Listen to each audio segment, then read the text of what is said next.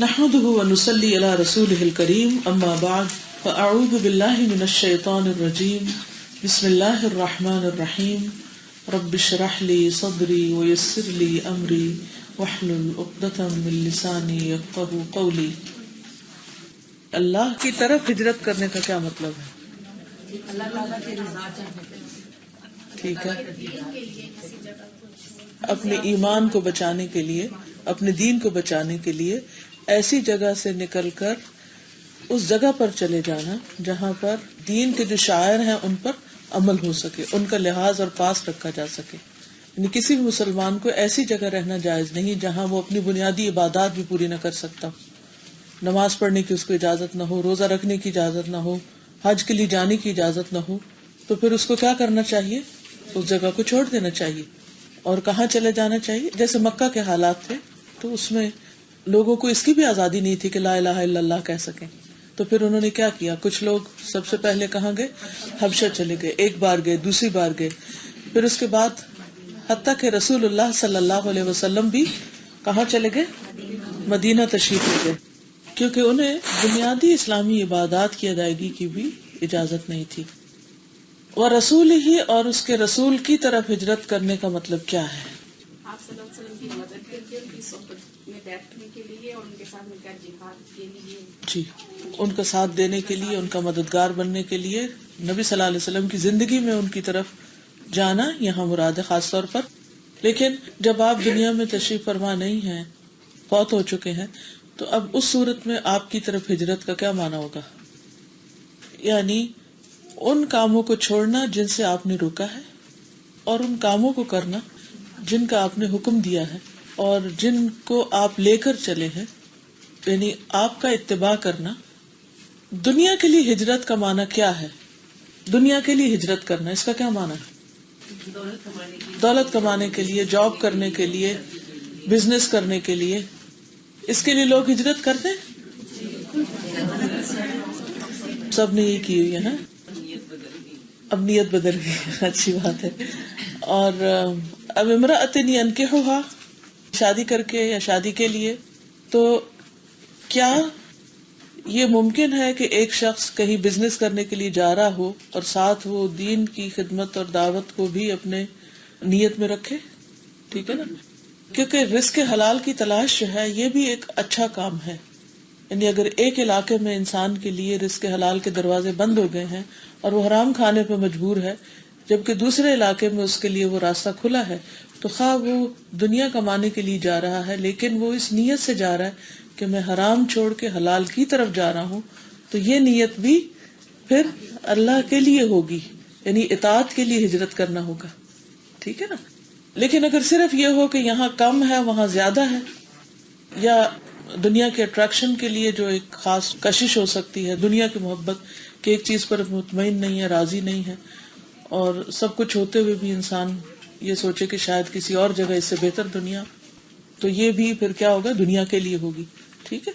اسی طرح یہ ہے کہ ایک لڑکی کو اپنے علاقے میں کوئی رشتہ نہیں ملتا، اور نکاح چونکہ ایک سنت بھی ہے، عبادت بھی ہے، تو اگر کسی ایسی جگہ سے رشتہ آتا ہے کہ جو اس کا اپنا وطن نہیں ہے، اور لڑکیوں کو تو اکثر شادی کے بعد ہجرت کرنی ہی پڑتی، تو ایسی صورت میں بھی اگر وہ کسی نان مسلم کنٹری کی طرف جا رہی ہے تو اس کی نیت صرف یہ نہ ہو کہ وہ شوہر کے پاس جا رہی ہے یا شوہر شادی کر کے بیوی کے پاس جا رہا ہے، بلکہ کیا ہو کہ میں جہاں بھی جا رہا ہوں وہاں نمبر 1 اللہ سبحانہ وتعالیٰ کی اطاعت اور عبادت پر قائم رہوں گا، اور نمبر 2 اپنے دین اور ایمان کا ایک بہتر نمائندہ بن کے جاؤں.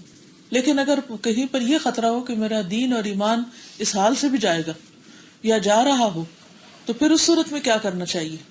میں یہاں علاقوں کا نام نہیں لوں گی کیونکہ ہر ایک اپنے اپنے علاقے، اپنے گھر، اپنے ماحول، اپنے چیزوں کو سامنے رکھے. کہ اگر آپ یہ سمجھتے ہیں کہ آپ جن دوستوں کی کمپنی میں ہیں وہاں اس کمپنی میں آپ اللہ سبحانہ تعالیٰ کی حدود کو توڑ رہے ہیں، یا آپ کی فرینڈشپ کسی ایسے انسان سے ہو گئی ہے جو آپ کو کسی حرام کی طرف بلا رہا ہے، تو ایسی صورت میں کیا کرنا چاہیے؟ اس کی ہجرت کیا ہوگی؟ وہ کیا کرے؟ وہ اس کمپنی کو چھوڑ دے، وہ اس انسان کو چھوڑ دے، وہ اس جگہ کو چھوڑ دے، اور ایسے لوگوں کی طرف جائے یا ایسے لوگوں سے میل ملاقات شروع کرے کہ جہاں اس کے ایمان میں اضافہ ہو. مثلاً آپ اپنے طور پر دیکھیں کہ ہر شخص کا کوئی نہ کوئی ایک سوشل گروپ ہوتا ہے. کہ جن کے ساتھ وہ اٹھتا بیٹھتا ہے، بات چیت کرتا ہے، میل ملاقات، شادی بیاہ، دعوت، کھانا، پارٹی، کسی نہ کسی وجہ سے وہ لوگ اکٹھے ہوتے رہتے ہیں. ایسا ہے نا؟ ہم سب کی ایک ضرورت ہوتی ہے کہ اپنے نیبرز کے ساتھ یا رشتہ داروں کے ساتھ یا دوستوں کے ساتھ میل ملاقات رکھیں.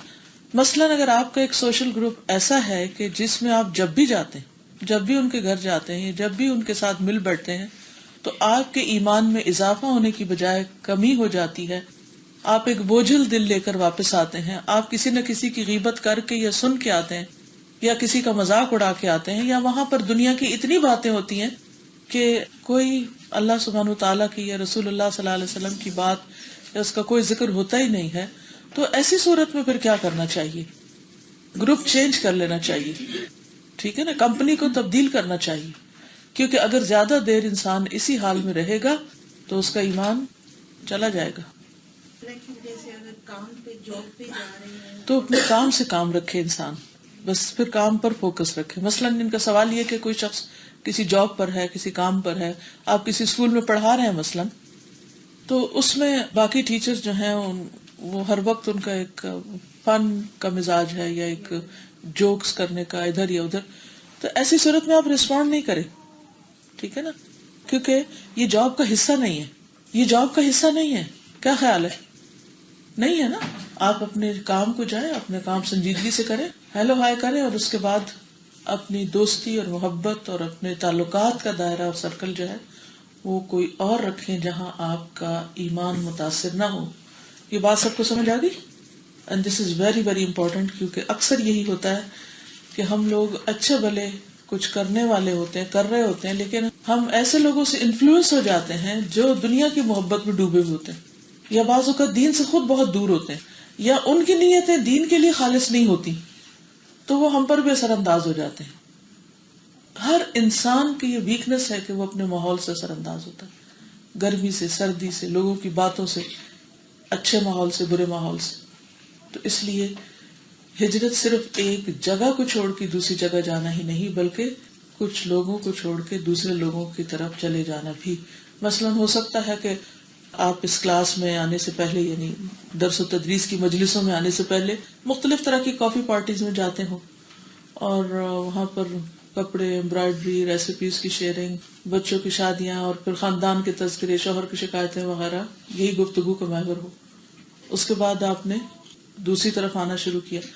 اب ایک ٹائم ایسا آتا ہے کہ جب دو چیز آپس میں ٹکرانے لگتی ہے، وہ گروپ اپنی طرف کھینچتا ہے، دوسرا گروپ اپنی طرف کھینچتا ہے. اب آپ کو ڈیسائیڈ کرنا ہوتا ہے کہ میں نے الٹیمیٹلی کس کی طرف جانا ہے، کیونکہ دو کشتیوں کا سوار انسان رہ نہیں سکتا. جس کی طرف بھی اس کا رجحان زیادہ ہوگا، پھر وہ ترازو کے دو پلڑے جو ہیں ان کو میزان کو سامنے رکھیے کہ جس طرف اس کا اٹھنا بیٹھنا زیادہ ہوگا وہ اس کو لے ڈوبے گا، یہ کامیابی کی طرف چلا جائے گا. تو ہجرت اس معنی میں بھی بہت امپورٹنٹ ہے. آپ ضرور اپنا جائزہ لیا کیجئے کہ کس مجلس میں کس انسان کے ساتھ بیٹھ کر آپ کا ایمان بڑھا اور کس کے ساتھ بیٹھ کر آپ کا گھٹ گیا. تو پھر اس پر نظر رکھنی ہے کہ آئندہ اگر کئی دفعہ ایسا ہی ہو تو پھر الٹیمیٹلی اس مجلس کو خیر بات کہنا ہے، کیونکہ ایمان بچانا لازم. ٹھیک ہے؟ اور نیت کیا ہوگی؟ نیت سوشل بائیکاٹ نہیں ہے، نیت لوگوں کو حقیر جاننا نہیں ہے، نیت اپنی فکر ہے کہ میں اللہ کی خاطر، اس کے رسول صلی اللہ علیہ وسلم کی اتباع کی خاطر میں اس جگہ کو چھوڑ کے اس جگہ جا رہا ہوں. پھر اسی طرح آپ مثلاً دیکھتے ہیں کہ کسی جگہ پر کوئی سوشل ایولز تو نہیں ہے لیکن عقیدے کی خرابی ہے، اور وہ آہستہ آہستہ آپ کے اوپر اس طرح انفلوئنس ہو رہا ہے کہ آپ اپنے مقصد سے ہٹ رہے ہیں. ایسی صورت میں بھی انسان کو پھر اپنے اس طریقے میں تبدیلی لانی ہوگی تاکہ جو اس کی زندگی کا مقصد ہے یا جو صلاحیتیں اللہ سبحانہ وتعالیٰ نے اس کو دی ہیں وہ ضائع نہ ہو. ٹھیک ہے؟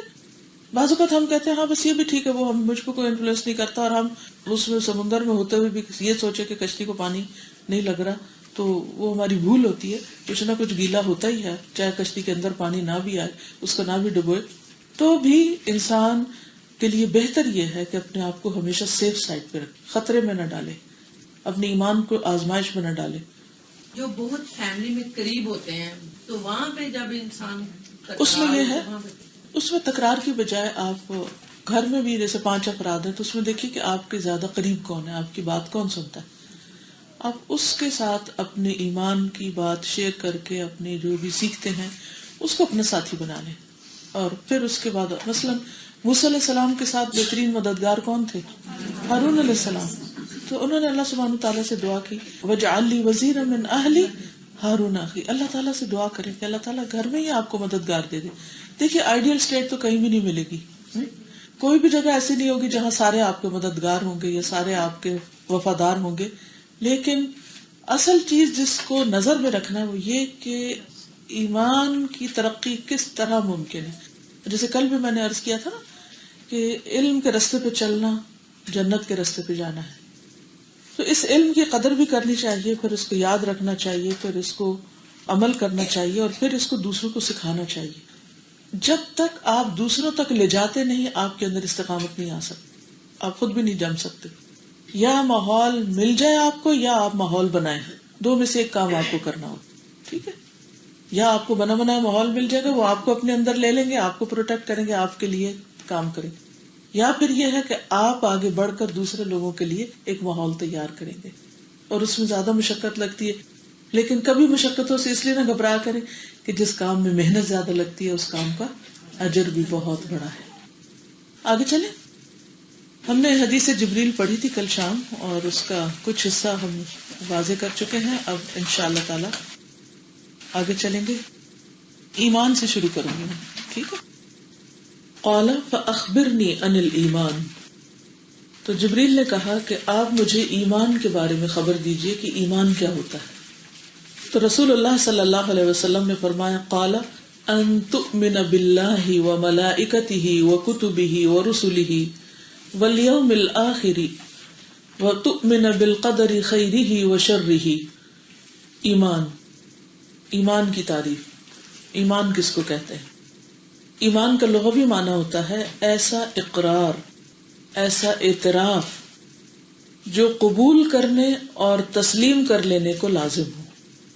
یعنی ایسا اقرار جس میں قبولیت بھی ہو کسی بھی چیز کا. مثلا اللہ سبحانہ وتعالی کو ماننا کس طرح کہ اس کے رب ہونے کا، الہ ہونے کا اقرار کرنا، کہنا کہ وہی رب ہے، اور پھر اسے قبول کر لینا، یعنی اس کے مطابق اپنا عمل بھی بدل لینا.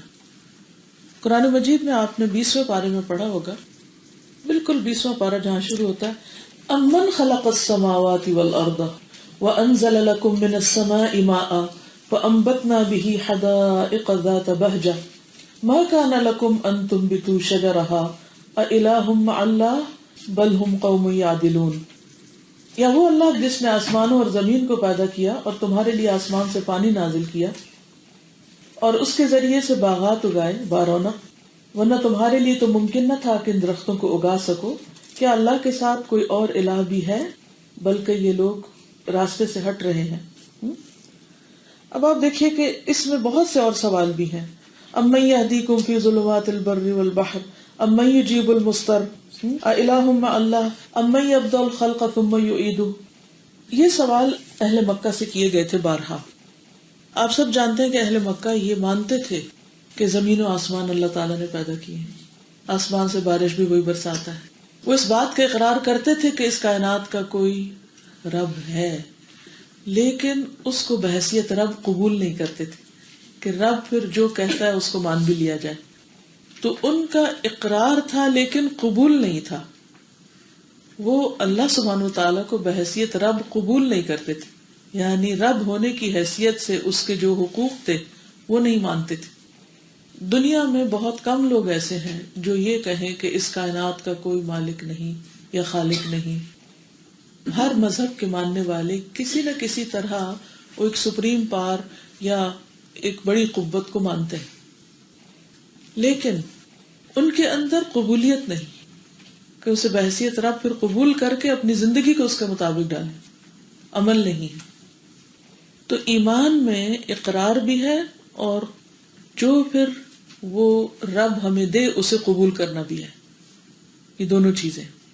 جیسے ابو طالب جو آپ کے چچا تھے، وہ اقرار تو کرتے تھے کہ رسول اللہ صلی اللہ علیہ وسلم اللہ کے رسول ہیں، لیکن وہ قبول نہیں کرتے تھے جو وہ لائے تھے.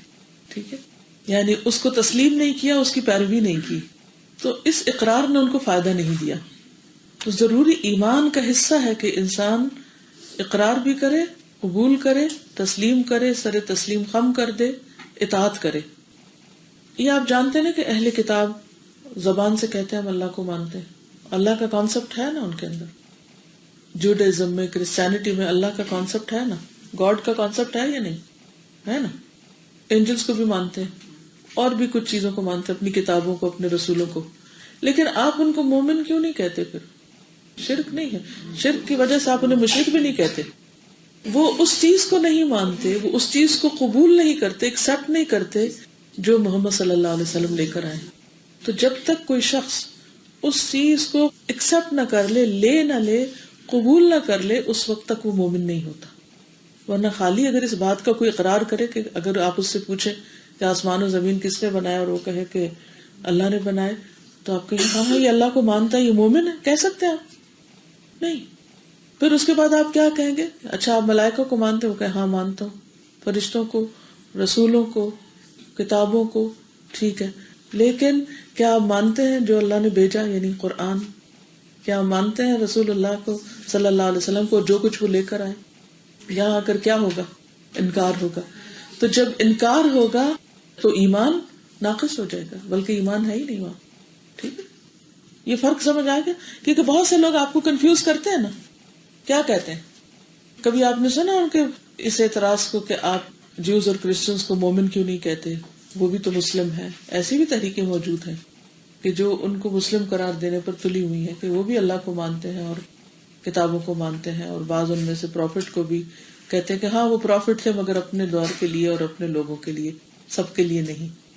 تو یہ کافی نہیں ہے. ایمان کا مطلب ہے ان چیزوں کو بھی قبول کر لیا جائے جو وہ دے رہے ہیں. مثلا رسول اللہ صلی اللہ علیہ وسلم پر ایمان لانا کیا ہوگا؟ ما آتاکم الرسول فخذوہ، جو رسول تم کو دے اس کو لے لو.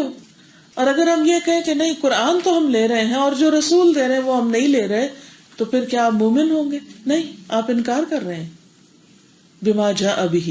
ٹھیک ہے. تو ایمان میں اقرار، اعتراف اور قبول، تسلیم شرط ہے. اب آ جاتا ہے ایمان باللہ، اللہ پر ایمان لانا. خثعم قبیلہ کے ایک شخص سے روایت ہے، وہ کہتے ہیں کہ میں نبی صلی اللہ علیہ وسلم کی خدمت میں حاضر ہوا اور آپ اپنے کچھ صحابہ کے پاس بیٹھے ہوئے تھے. میں نے عرض کیا کہ کیا آپ وہ شخص ہیں جو کہتے ہیں کہ میں اللہ کا رسول ہوں؟ آپ نے فرمایا ہاں. میں نے کہا اے اللہ کے رسول، کون سے اعمال اللہ کو سب سے زیادہ محبوب ہے؟ کون سا عمل سب سے زیادہ پیارا ہے اللہ کو؟ آپ نے فرمایا اللہ پر ایمان لانا. اب یہ ایمان کیا ہے؟ ایک عمل ہے، ایکشن ہے، صرف زبان کی بات نہیں ہے. میں نے عرض کیا اللہ کے رسول، کون سے اعمال اللہ کو سب سے زیادہ ناپسندیدہ ہیں؟ فرمایا اللہ کے ساتھ شرک کرنا. تو شرک بھی ایک عمل ہے. عمل کی 3 قسمیں میں نے کل بتائی تھی آپ کو. کون کون سی؟ قلبی، لسانی اور جوارح کے، یعنی دل کے اعمال، زبان کے اعمال اور باقی سارے اعضاء کے اعمال. ٹھیک ہے، گڈ. اب اللہ پر ایمان لانے میں کیا کیا چیزیں شامل ہیں؟ بڑا ہی اہم نکتہ ہے اور بہت مائنڈ کلیئر ہونا چاہیے، کیونکہ یہ سب سے اہم ترین چیز ہے. سب سے پہلے اللہ کے وجود پر ایمان، اللہ کی ذات پر ایمان. ٹھیک ہے، کہ وہ صرف کوئی خیال نہیں ہے، صرف کوئی پاور نہیں ہے، بلکہ اس کا وجود ہے. تو جو کوئی اللہ سبحانہ وتعالی کے وجود کا انکار کرے وہ مومن نہیں، کیونکہ دل کی گہرائی سے تو کوئی اس ہستی کا انکار نہیں کرتا. فرعون نے کیا کہا تھا موسیٰ علیہ السلام سے کہ رب العالمین کیا ہے؟ تو اس طرح وہ کیا کر رہا تھا؟ اللہ کا اقرار کر رہا تھا. موسیٰ علیہ السلام نے اس سے کہا لقد علمت ما انزل هؤلاء الا رب السماوات والارض بصائر، سورۃ الاسراء آیت نمبر 102. بلا شبہ یقیناً تو جان چکا ہے کہ انہیں آسمانوں اور زمین کے رب کے سوا کسی نے نہیں اتارا. یعنی تجھے پتا ہے، تیرا دل گواہی دیتا ہے کہ رب ہے کوئی، اس حال میں کہ واضح دلائل ہیں، یعنی جو بھی نشانیاں آ رہی ہیں اللہ تعالیٰ کی طرف سے، تو وہ پتا ہے کہ یہ میں خود نہیں لایا، اللہ ہی نے دی ہیں، اللہ ہی نے بھیجی ہیں. لیکن اس نے انکار کر دیا ان کو اللہ کی طرف سے ہونے میں. عصا، ید بیضا، اور اس کے بعد جو فرعون کے اور اس کی قوم کی آزمائش کے لیے مختلف طرح کے عذاب نازل کیے گئے تھے. اور پھر وہ کیا کہتے تھے آ کے کہ اپنے رب سے دعا کرو. تو یہ کہنا کہ اپنے رب سے دعا کرو، یہ دراصل کیا تھا؟ رب کو ماننا کہ رب ہے. تو فرعون کس بات کا انکار کر رہا تھا؟ فرعون مومن کیوں نہیں تھا؟ قبول نہیں کر رہا تھا جو موسیٰ علیہ السلام لے کر آئے تھے. موسیٰ علیہ السلام نے کیا کہا تھا کہ اللہ ایک ہے، ایک مانو اس کو، اور بنی اسرائیل کو آزاد کر دو. یعنی جو احکامات تھے ان کو وہ نہیں مان رہا تھا. اس کی کیا وجہ تھی؟ کیوں نہیں مان رہا ہوگا؟ قریش کے لوگ کیوں نہیں مانتے تھے؟ ابو جہل بھی اکیلے میں اقرار کرتا نظر آتا ہے، انا، تکبر، غرور، حق کو قبول کرنے میں کئی رکاوٹیں. اور سورۃ النمل آیت 14 میں اللہ تعالیٰ فرماتے ہیں اور انہوں نے ظلم اور تکبر کی وجہ سے ان کا انکار کر دیا نشانیوں کا، حالانکہ ان کے دل ان کا اچھی طرح یقین کر چکے تھے. نمبر 2، صرف اللہ کو رب ماننا. اور رب میں 3 چیزیں آتی: خالق، مالک، مدبر. ٹھیک ہے کہ وہ ربوبیت میں اکیلا ہے، وہی خالق ہے، کوئی اور خالق نہیں. پوری کائنات کا وہ مالک ہے، کوئی اور نہیں. دنیا اور آخرت دونوں کا وہی مالک ہے، اور ان سب کی تدبیر بھی وہی کر رہا ہے. پہلا کیا تھا؟ اللہ کو ماننے کا مطلب اللہ کے وجود کو ماننا. نمبر 2، صرف اللہ کو رب ماننا. نبی صلی اللہ علیہ وسلم نے فرمایا ایک آدمی گناہ کرتا ہے، پھر کہتا ہے اے اللہ میرا گناہ معاف کر دے. ہم سب کرتے ہیں نا ایسے. اللہ تبارک و تعالیٰ فرماتا ہے کہ میرے بندے نے گناہ کا کام کیا اور اسے علم ہے کہ اس کا کوئی رب بھی ہے جو گناہوں کو معاف فرماتا ہے یا ان پر پکڑتا ہے، تو میں نے اپنے بندے کو معاف کر دیا. تو جو شخص اپنے گناہوں کا اعتراف کرتا ہے اور رب کے آگے جا کے روتا ہے، وہ دراصل رب کا اقرار کر رہا ہوتا ہے کہ رب ہی معاف کر سکتا ہے. ٹھیک ہے. نمبر 3، صرف اللہ کو الہ ماننا، یعنی معبود ماننا کہ عبادت کے لائق صرف وہی ہے، جس کا اقرار ہم کیسے کرتے ہیں؟ لا الہ الا اللہ. یہ اللہ پر ایمان کا ایک حصہ ہے کہ صرف اللہ کو الہ مانا جائے اور اس کے سوا کوئی الہ نہیں، اس کا کوئی شریک نہیں. اور اگر کوئی یہ دعویٰ کرے کہ اللہ کے علاوہ اور بھی الہ ہیں جن کی عبادت کی جاتی ہے، تو وہ اللہ پر ایمان نہیں لایا، کیونکہ اس کے بغیر کوئی چارہ ہی نہیں کہ اللہ ہی کو معبود مانا جائے اور کسی کو بھی نہیں. اللہ کو بھی نہیں، اللہ ہی کو. اللہ ہی الہ ہے، یعنی وہی رب ہے، وہی الہ ہے. اسی کے بارے میں رسول اللہ صلی اللہ علیہ وسلم کا یہ قول ہے: من مات وهو يعلم انه لا الہ الا اللہ دخل الجنہ. جو شخص اس حال میں فوت ہوا کہ وہ جانتا تھا کہ اللہ کے سوا کوئی الہ نہیں، کوئی معبود نہیں، وہ جنت میں داخل ہوگا. چوتھی بات، اللہ تعالیٰ کے اسماء اور صفات پر ایمان لانا. اسماء اور صفات، اسماء اسم کی جمع ہے، یعنی اللہ کے جو نام ہیں، اور صفات جو اس کی صفات ہیں. کس طرح کا ایمان؟ اللہ تعالیٰ کے ناموں اور صفات کو اسی طرح ثابت کرتے ہوئے ایمان لانا جس طرح اللہ تعالیٰ نے اپنی ذات کے بارے میں اپنی کتاب میں انہیں ثابت کیا ہے اور اس کے رسول صلی اللہ علیہ وسلم کی سنت سے جو ثابت ہے. یعنی اللہ سبحانہ و تعالیٰ کی صفات کو ماننا. کس طرح ماننا؟ جیسے اس نے قرآن مجید میں ذکر کی ہیں اور جیسے نبی صلی اللہ علیہ وسلم نے ہمیں بتائی ہیں، اور ان سب کو ماننا، کسی ایک کا بھی انکار نہیں کرنا، یعنی ان کے مطلب تبدیل نہیں کرنا، کوئی تحریف نہیں کرنا، ان صفات کا منمانا مطلب نہیں نکالنا، اور کسی اور سے مثال نہیں دینا. آپ یہ نہیں کہہ سکتے کہ اللہ تعالیٰ دیکھتا ہے ایسے ہی جیسے ہم دیکھتے ہیں، نعوذ باللہ، ایسے نہیں کہہ سکتے. یا ہم یہ نہیں کہہ سکتے کہ اللہ تعالیٰ کا ہاتھ ہے جیسے ہمارا ہاتھ ہے. یہ تشبیہ ہوتی ہے، تمثیل ہوتی ہے، اس سے پرہیز کرنا ہے. ٹھیک ہے نا. یعنی ہم یہ تو مانتے ہیں کہ اللہ تعالیٰ کا ہاتھ ہے، اللہ تعالیٰ سنتا ہے، اللہ تعالیٰ بولتا ہے، اللہ تعالیٰ دیکھتا ہے، لیکن بندوں کے ساتھ کوئی مثال نہیں، کوئی تشبیہ نہیں، کیونکہ خالق اور مخلوق میں فرق ہے. وہ کیسا ہے جیسے اس نے بتایا، ہم اس کو ویسا ہی مانتے ہیں، ہم اس میں نہ کمی کرتے ہیں نہ زیادتی کرتے ہیں. ٹھیک ہے. تو جو شخص ان صفات میں تحریف کرے، ان کے معنی تبدیل کر دے، تو اس کا اللہ پر ایمان ثابت نہیں ہوگا. حدیبیہ کے موقع پر جب سہیل بن عمرو آیا اور کہنے لگا کہ ہمارے اور اپنے درمیان صلح کی ایک تحریر لکھ لو، چنانچہ نبی صلی اللہ علیہ وسلم نے کاتب کو بلوایا اور فرمایا لکھو بسم اللہ الرحمن الرحیم. تو سہیل نے کیا کہا تھا؟ کسی کو یاد ہے؟ اور میں نہیں جانتا کہ رحمان کون ہے. تو اس نے کس کا انکار کیا؟ کیا وہ اللہ کا انکار کرتا تھا؟ نہیں، اللہ کو مانتا تھا وہ بھی، لیکن اللہ تعالیٰ کی صفات کا انکار کیا اس نے، تو وہ مومن نہیں ہے. ٹھیک. تو اس نے کہا اللہ کی قسم میں الرحمن کو نہیں جانتا وہ کیا چیز ہے. البتہ تم یوں لکھو بسمک اللہم، جیسے پہلے لکھتے تھے. یعنی ایسا نہیں تھا کہ قریش کے اندر اللہ کا تصور نہیں تھا. اگر ایسا ہوتا تو رسول اللہ صلی اللہ علیہ وسلم کے والد کا نام عبداللہ کیوں ہوتا؟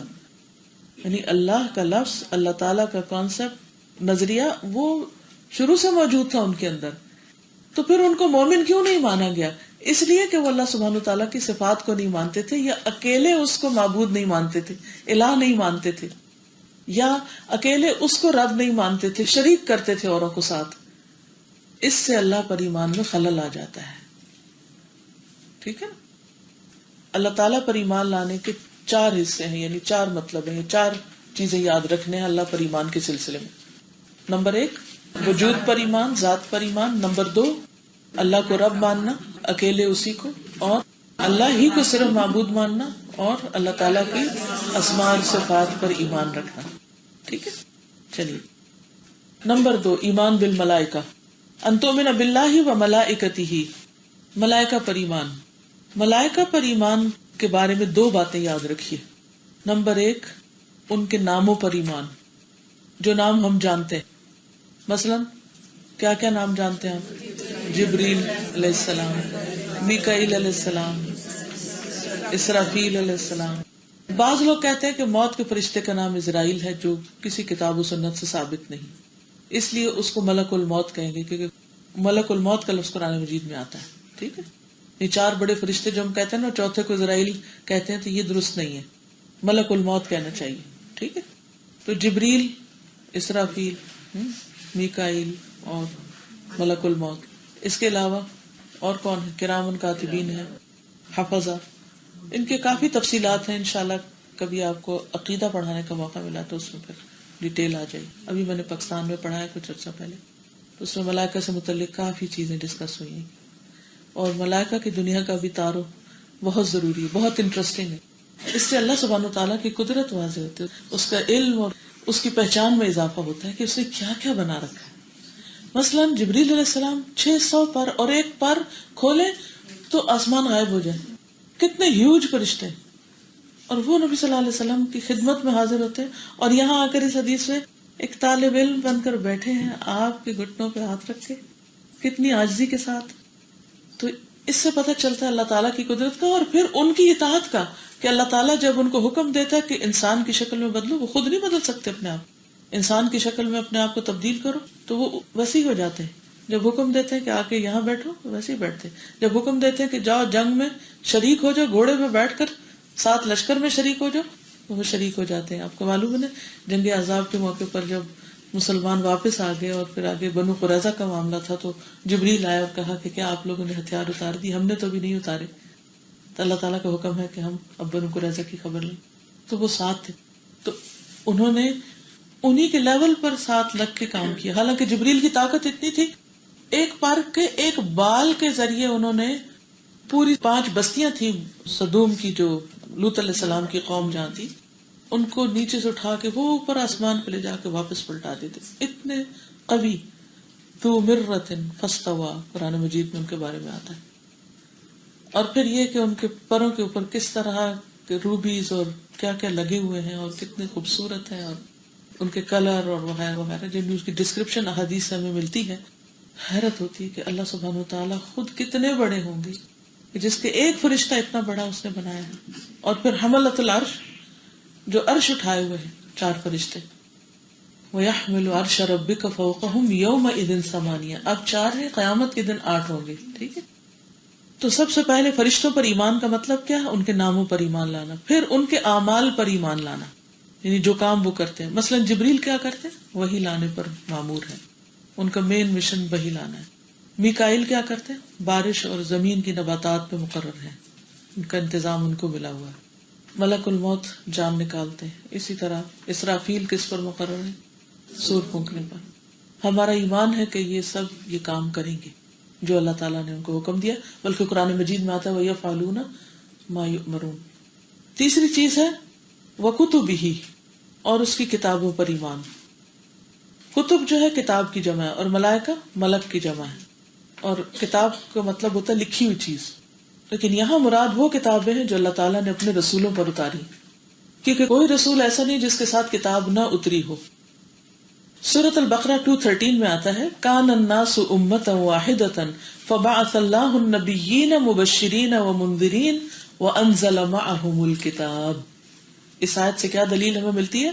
لوگ ایک ہی امت تھے، پھر اللہ نے نبی بھیجے، خوشخبری دینے والے اور ڈرانے والے، اور ان کے ساتھ حق کے ساتھ کتاب اتاری. یعنی جتنے بھی رسول تھے ان کے ساتھ اللہ نے کتاب اتاری. ایمان بالکتب 4 حصوں پر مشتمل ہے. نمبر 1 کہ یہ اللہ نے اتاری، یعنی ہم ان سب کتابوں کو مانتے ہیں جو اللہ تعالیٰ نے اپنے رسولوں پر اتاری، اور اس کا اقرار ہم قرآن مجید کے بالکل شروع میں ہی کر لیتے ہیں. وہ کیا؟ وَيُؤْمِنُونَ بِمَا أُنزِلَ إِلَيْكَ وَمَا أُنزِلَ مِن قَبْلِكَ. آپ سے پہلے جتنے بھی رسول گزرے ان پر جو بھی کتابیں اتری وہ سب ہم مانتے ہیں، چاہے ہم ان کے نام جانتے یا نہیں جانتے، لیکن ہم اصولی طور پر یہ یقین رکھتے ہیں کہ واقعی اللہ نے بندوں کی ہدایت کے لیے کتابیں اتاری. ٹھیک ہے. نمبر 2 کتابوں میں ذکر شدہ باتوں پر ایمان، کہ جو کچھ ان کتابوں کا کانٹینٹ تھا اور جو کچھ اس میں کہا گیا وہ سچ تھا، حقیقت کے مطابق ساری خبریں صحیح تھی. جیسے قرآن کی بتائی گئی باتیں اور پچھلی کتب کی وہ خبریں جن میں کوئی تبدیلی نہیں ہوئی، کوئی تحریف نہیں ہوئی. جن کتابوں میں تحریف ہو گئی وہ بندوں کی لکھی ہوئی باتیں وہ نہیں ہم مانتے. ٹھیک ہے. تیسری چیز، ان کتابوں میں موجود احکامات پر ایمان، جو حکم دیے گئے. قرآن مجید کے تو سارے احکامات پر ہم ایمان لانا ہے، لیکن پچھلی کتابوں کے ان احکامات پر ایمان جو ہماری کتاب کے خلاف نہ ہو، ہماری شریعت کے موافق ہو. اصل میں پہلی شریعتیں بھی ہماری شریعت ہیں، ٹھیک ہے، کیونکہ ہم ان پر ایمان لاتے ہیں، رائٹ. ہاں اگر ہماری شریعت میں کوئی چیز تبدیل کر دی گئی ہے تو پھر وہ پچھلی میں منسوخ ہو گئی، تو وہ پھر ہم نہیں مانیں. چوتھی چیز، کتب کے ناموں پر ایمان. جیسے فرشتوں کے ناموں پر ایمان ہے نا، ایسے ہی کتابوں کے ناموں پر ایمان. مثلا آپ کو کون کون سی کتابوں کے نام آتے ہیں؟ آسمانی کتابوں کے قرآن، تورات، زبور، انجیل، صحف ابراہیم و موسیٰ. ابراہیم اور موسیٰ علیہ السلام کے صحیفے جن کا ذکر آتا ہے. ٹھیک. اس کے علاوہ ہم نہیں جانتے کہ باقی کتابوں کے نام کیا تھے، تو جن کے نام جانتے ہیں ان پر ایمان ضروری ہے. تو 4 چیزیں ہو گئی ایمان بالکتب میں. پہلی چیز کیا ہوئی؟ سب اللہ نے اتارے، بما انزل اللہ. نمبر 2 جن باتوں کا ذکر ہے ان کتابوں میں ان کو ہم ایمان لاتے ہیں جو تبدیل نہیں، تحریف نہیں ہوئی. تیسری چیز احکامات پر ایمان لاتے ہیں. احکام حکم کی جمع ہے نا، یہ کرو یہ نہ کرو، ایز لانگ ایز وہ ہماری شریعت کے موافق ہیں. اور پھر ان کے ناموں پر ایمان. ٹھیک ہے. پھر کتب ہی کے بعد اگلا ایمان کا حصہ کیا ہے؟ وہ رسول ہی، اور اس کے رسولوں پر ایمان. ایمان بالرسل آ گیا. اللہ تعالیٰ کے رسولوں پر ایمان لانا کہ رسول انسان ہیں اور اللہ نے بھیجے ہیں اور ان کو نبی بھی کہا جا سکتا ہے، اور دونوں کا معنی ایک ہی ہے. تو اس کا جواب یہ کہ قرآن میں جن انبیاء کا بھی ذکر ہے تو وہ رسول بھی ہیں. ٹھیک ہے. یعنی اللہ تعالیٰ کے رسولوں پر ایمان لانا کہ رسولوں سے مراد انسان ہیں. فرشتے رسول نہیں بنا کے بھیجے گئے بلکہ انسانوں کو رسول بنایا گیا. اور یہ کہ ہم جن کو نبی قرآن میں کہا گیا ان کو رسول بھی کہا جا سکتا ہے اور نبی بھی کہا جا سکتا ہے. اور کیا ان دونوں کا معنی ایک ہے؟ اس کا جواب ہے کہ قرآن میں جن انبیاء کا بھی ذکر ہے تو وہ رسول بھی ہیں، اور جب بھی قرآن میں کسی نبی کو پائیں گے تو وہ رسول ہوگا. لیکن نبی اور رسول کا معنی مختلف ہے. تو بات یہ ہے کہ نبی وہ ہوتا ہے جس کی طرف وحی آتی ہو اور اس پر عمل کا حکم دیا گیا ہو لیکن تبلیغ کا حکم نہ دیا گیا ہو. اور وہ نبی بمعنی خبر دینے والا ہے، اسے تبلیغ کا حکم نہیں دیا گیا. مثلا ابو البشر آدم علیہ السلام، وہ نبی تھے لیکن رسول نہیں تھے. اور نوح علیہ السلام سب سے پہلے رسول تھے، اور آخری محمد صلی اللہ علیہ وسلم. انبیاء کی تصدیق کا اجر بھی ہے. نبی صلی اللہ علیہ وسلم نے فرمایا جنتی لوگ اپنے سے بلند کمرے والوں کو اوپر اسی طرح دیکھیں گے جیسے وہ دیکھتے ہیں کہ دنیا میں چمکدار گہرے ستارے کو جو آسمان کے مشرقی یا مغربی کنارے پر ہو، بہت دور. جنت کے درجے ہیں نا، تو ایک درجے والے دوسرے درجے والوں کو کیسے دیکھیں گے؟ جیسے آسمان کے کسی مشرقی یا مغربی کنارے پر کوئی تیز چمکتا ستارہ ہو، اتنے دور، اتنے اونچے. دنیا میں لوگوں کا سٹیٹس جب فرق ہوتا ہے کہ ایک علاقے کے رہنے والے دوسرے کے، اور ایک علاقہ عام علاقہ دوسرا پوش علاقہ، تو کتنا فاصلہ ہوتا ہے. بعض اوقات کوئی خاص فاصلہ نہیں ہوتا، بس تھوڑا گھروں کے سائز یا علاقے میں فرق ہوتا ہے، یا زمین کا تھوڑا فرق ہوتا ہے. لیکن آخرت میں یہ فاصلے بہت بڑے ہیں. آخرت کے درجے ایک دوسرے سے بہت فرق ہیں. یہ کس بنا پر ہوں گے؟ اعمال اور قربانیوں کی بنا پر، ایمان کے درجے کے مطابق ہوں گے. تو بہرحال ان میں سے ایک دوسرے سے افضل ہوگا. لوگوں نے عرض کیا یا رسول اللہ صلی اللہ علیہ وسلم، یہ تو انبیاء کے محلات ہوں گے، یعنی اتنے اونچے اونچے ستاروں کی طرح جنہیں ان کے سوا کوئی اور نہیں پا سکے گا. آپ نے فرمایا نہیں، اس ذات کی قسم جس کے ہاتھ میں میری جان ہے، یہ ان لوگوں کے لیے ہوں گے جو اللہ پر ایمان لائے اور انبیاء کی تصدیق کی. سارے انبیاء کو مانا. تو ایمان بالرسل میں سب سے پہلے تصدیق آتی ہے، تمام انبیاء کی تصدیق. والذین آمنوا باللہ ورسلہ اولئک هم الصدیقون. قرآن مجید میں صدیق کا لفظ بھی آتا ہے نا، سورۃ النساء میں آتا ہے. اور صحابہ میں سے کسی کو صدیق کہا گیا؟ صدیقہ بھی کہا گیا. ٹھیک ہے، تو کیا صرف وہی صدیق ہو سکتے ہیں یا کوئی اور بھی صدیق ہو سکتا ہے؟ ہو سکتا ہے. ٹھیک ہے، جو کیا کریں، سچ بولیں، سچ کی تلاش میں رہیں. اور اس آیت کے مطابق سورۃ الحدید آیت 19 میں آتا ہے، وہ لوگ جو اللہ اور اس کے رسولوں پر ایمان لائے، سارے رسولوں کو مانے، وہی اپنے رب کے ہاں بہت سچے ہیں. اولئک هم الصدیقون. تو سب سے پہلی چیز یہ ہے کہ ان پر ایمان لایا جائے، ان کی تصدیق کی جائے. دوسری چیز، ان میں فرق نہ کیا جائے، ان میں تفریق نہ کی جائے. سورۃ البقرہ آیت 285، آمن الرسول بما انزل الیہ من ربہ والمؤمنون کل آمن باللہ وملائکتہ وکتبہ ورسلہ لا نفرق بین احد من رسلہ. کیا معنی ہے اس کا؟ رسول اس پر ایمان لائے جو اس کے رب کی جانب سے اس کی طرف نازل کیا گیا، اور سب مومن بھی ایمان لائے. کس پر؟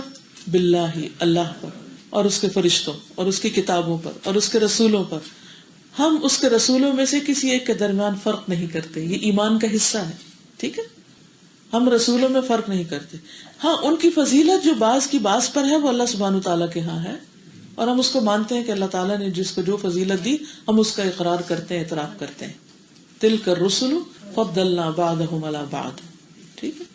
پھر ان کی عزت اور توقیر کرنا، سارے پیغمبروں کا احترام. یہ نہیں کہ محمد صلی اللہ علیہ وسلم پر کوئی فلم بنائی جائے تو آپ پریشان ہو لگے، اگر حضرت عیسیٰ پر بنائی جائے تو آپ کہیں کہ وہ کون سے ہمارے پیغمبر تھے. نہیں، وہ بھی ہمارے ہی پیغمبر ہے. موسیٰ علیہ السلام بھی ہمارے پیغمبر ہیں. اگر وہ ہمارے پیغمبر کو نہیں بھی مانتے تو ہم سب پیغمبروں کو مانتے ہیں. ٹھیک ہے، اور ہم ان میں تفریق بھی نہیں کرتے. وہ سبھی پیغمبر ہیں، وہ سبھی اللہ کے محبوب ہیں، وہ سب اللہ کے چنے ہوئے ہیں، اور ان سب کی عزت اور توقیر ہمارا فرض ہے. نمبر 4، ان کے معصوم ہونے کا عقیدہ رکھنا کہ وہ کبیرہ اور صغیرہ گناہوں سے محفوظ تھے. اگر ان سے کوئی اونچ نیچ ہوئی تو اللہ تعالیٰ نے ان کو معاف فرما دیا، جیسے یونس علیہ السلام ہے، موسیٰ علیہ السلام ہے. اور یہ کہ انبیاء نے اپنا فریضہ مکمل طور پر ادا کر دیا، پیغام رسالت پہنچا دیا، چاہے کتنی بھی مشقتیں دیکھی، حتیٰ کہ بعض نے اپنی جان تک دے دی لیکن اپنا مشن مکمل کیا. تو 4 باتیں ہو گئی ایمان بالرسل میں. نمبر 1 تصدیق، نمبر 2 نو تفریق. ٹھیک ہے، نو تفریق. نمبر 3 عزت و توقیر، عزت و احترام. نمبر 4 معصومین، کہ وہ معصوم ہے. یاد رہیں گے نہیں باتیں انشاءاللہ، کیونکہ یہ ایمان کی تکمیل کے لیے ضروری ہے کہ ان کو اس تفصیل کے ساتھ مانا جائے. صرف زبان سے اقرار کرنا کافی نہیں جب تک کہ ہم اس کو پورے یقین کے ساتھ نہیں کہتے. اور جو قرآن نے جیسا ایمان لانے کو کہا ہے ویسا ایمان نہ لائیں، وہ بہت ضروری ہے. 5ویں چیز والیوم الآخر، اور یوم آخرت پر، آخرت کے دن پر ایمان. اس سے مراد کون سا دن ہے؟ یوم القیامہ، یوم الدین، اس کے بہت سے نام ہیں. رسول اللہ صلی اللہ علیہ وسلم نے فرمایا کوئی بندہ اس وقت تک مومن نہیں ہو سکتا جب تک 4 چیزوں پر ایمان نہ لائے. اس بات کی گواہی دے کہ اللہ کے سوا کوئی عبادت کے لائق نہیں، اور بے شک میں اللہ کا رسول ہوں اور اس نے مجھے حق کے ساتھ بھیجا ہے.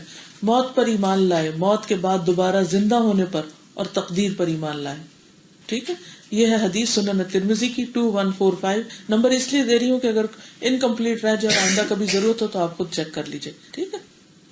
اب ایمان بالآخرہ جو ہے یہ مندرجہ ذیل چیزوں پر مشتمل ہے، یعنی اس میں مندرجہ ذیل چیزیں پائی جاتی ہیں. نمبر 1 قیامت کے واقع ہونے پر ایمان، کہ قیامت ضرور آئے گی، اور اس دن کیا ہوگا، اللہ تعالیٰ قبر میں لوگ جو دفن ہیں ان کو بھی اٹھائے گا اور جب سور پھونکا جائے گا تو سب زندہ ہو جائیں گے اور رب العالمین کے سامنے کھڑے ہوں گے. ثم انکم یوم القیامت تبعثون.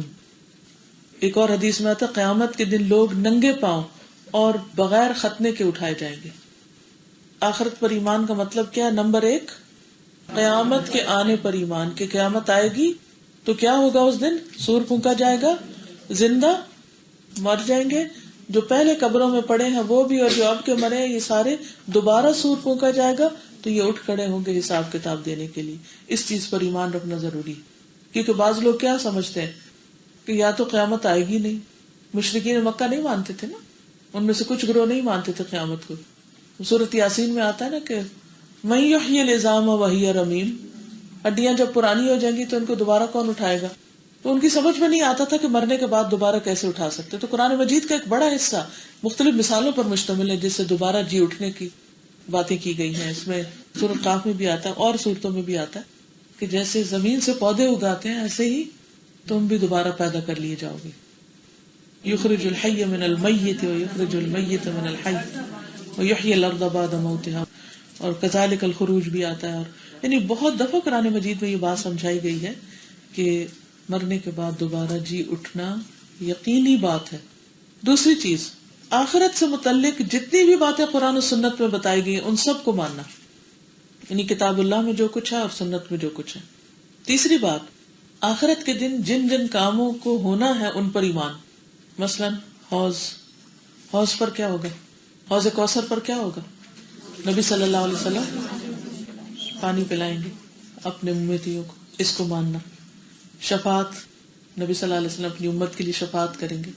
پل صراط سے ہر ایک کو گزرنا ہوگا.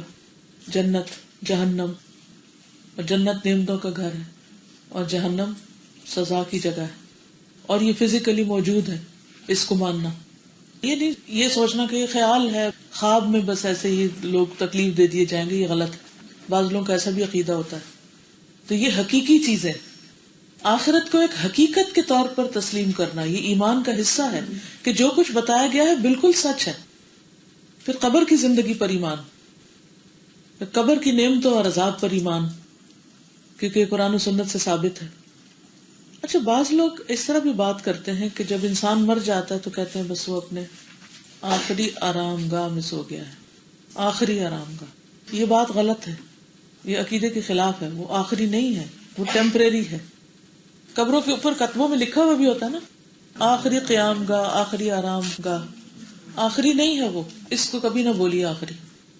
ہم اصل میں سوچتے نہیں ہیں، وہ بس جو پڑھتے ہیں ہم کہتے ہیں ہاں واقعی آخر ہو گئی. نہیں، وہ تو ایک ٹیمپریری جگہ، وہاں سے تو پھر اٹھنا ہے. آخری تو جنت یا جہنم ہے، یہ آخری نہیں ہے. یہ ایک مرحلہ ہے. جیسے ہم دنیا میں آنے سے پہلے ایک مرحلے میں تھے، ہمیں نہیں معلوم کہاں تھے لیکن تھے، پھر اب یہاں موجود ہیں، پھر اس کے بعد قبر کی زندگی ہے، اور پھر اس کے بعد آخرت میں جب اٹھائے جائیں گے تو پھر حشر کا میدان، پھر جنت یا جہنم. ٹھیک ہے، دعا کیجئے کہ اس وقت ارتھ کوئک آیا ہے انڈیا، اسلام آباد، دبئی، رائٹ ناؤ. اللہ تعالیٰ سب کی حفاظت کرے، اپنی رحمت پہ رکھے. ہم آخرت کی باتیں کر رہے ہیں اور آخرت کا زلزلہ اور آخرت کا آنا، کیونکہ قیامت جب آئے گی تو شدید طرح زلزلے آئیں گے نا، تو ہر چیز اذا زلزلت الارض زلزالہا. تو بات میں یہ کر رہی تھی کہ قبر کی زندگی پر ایمان ضروری ہے، کہ وہاں زندگی ہے، وہاں پر عذاب بھی ہوگا، وہاں نعمتیں بھی ہوں گی. بس دنیا کی اس زندگی میں ہم گھومتے پھرتے ہیں، جیسے ماں کے پیٹ میں تھے نا، قبر کی زندگی سمجھے اسی کے مشابہ. ماں کے پیٹ میں بچہ زندہ ہوتا ہے یا مردہ ہوتا ہے؟ اس روح پڑ چکی ہوتی، لیکن اس کی آزادی لمیٹڈ ہوتی. اس کے اندر تو گھوم پھر لیتا ہے لیکن اسے باہر نہیں نکل سکتا. پھر اس کے بعد ہم دنیا میں آتے ہیں، ہمیں خوب آزادی ملتی، بھاگتے ہیں، دوڑتے ہیں، بہت کچھ کرتے ہیں. پھر اس کے بعد کیا ہوتا ہے؟ قبر کی زندگی.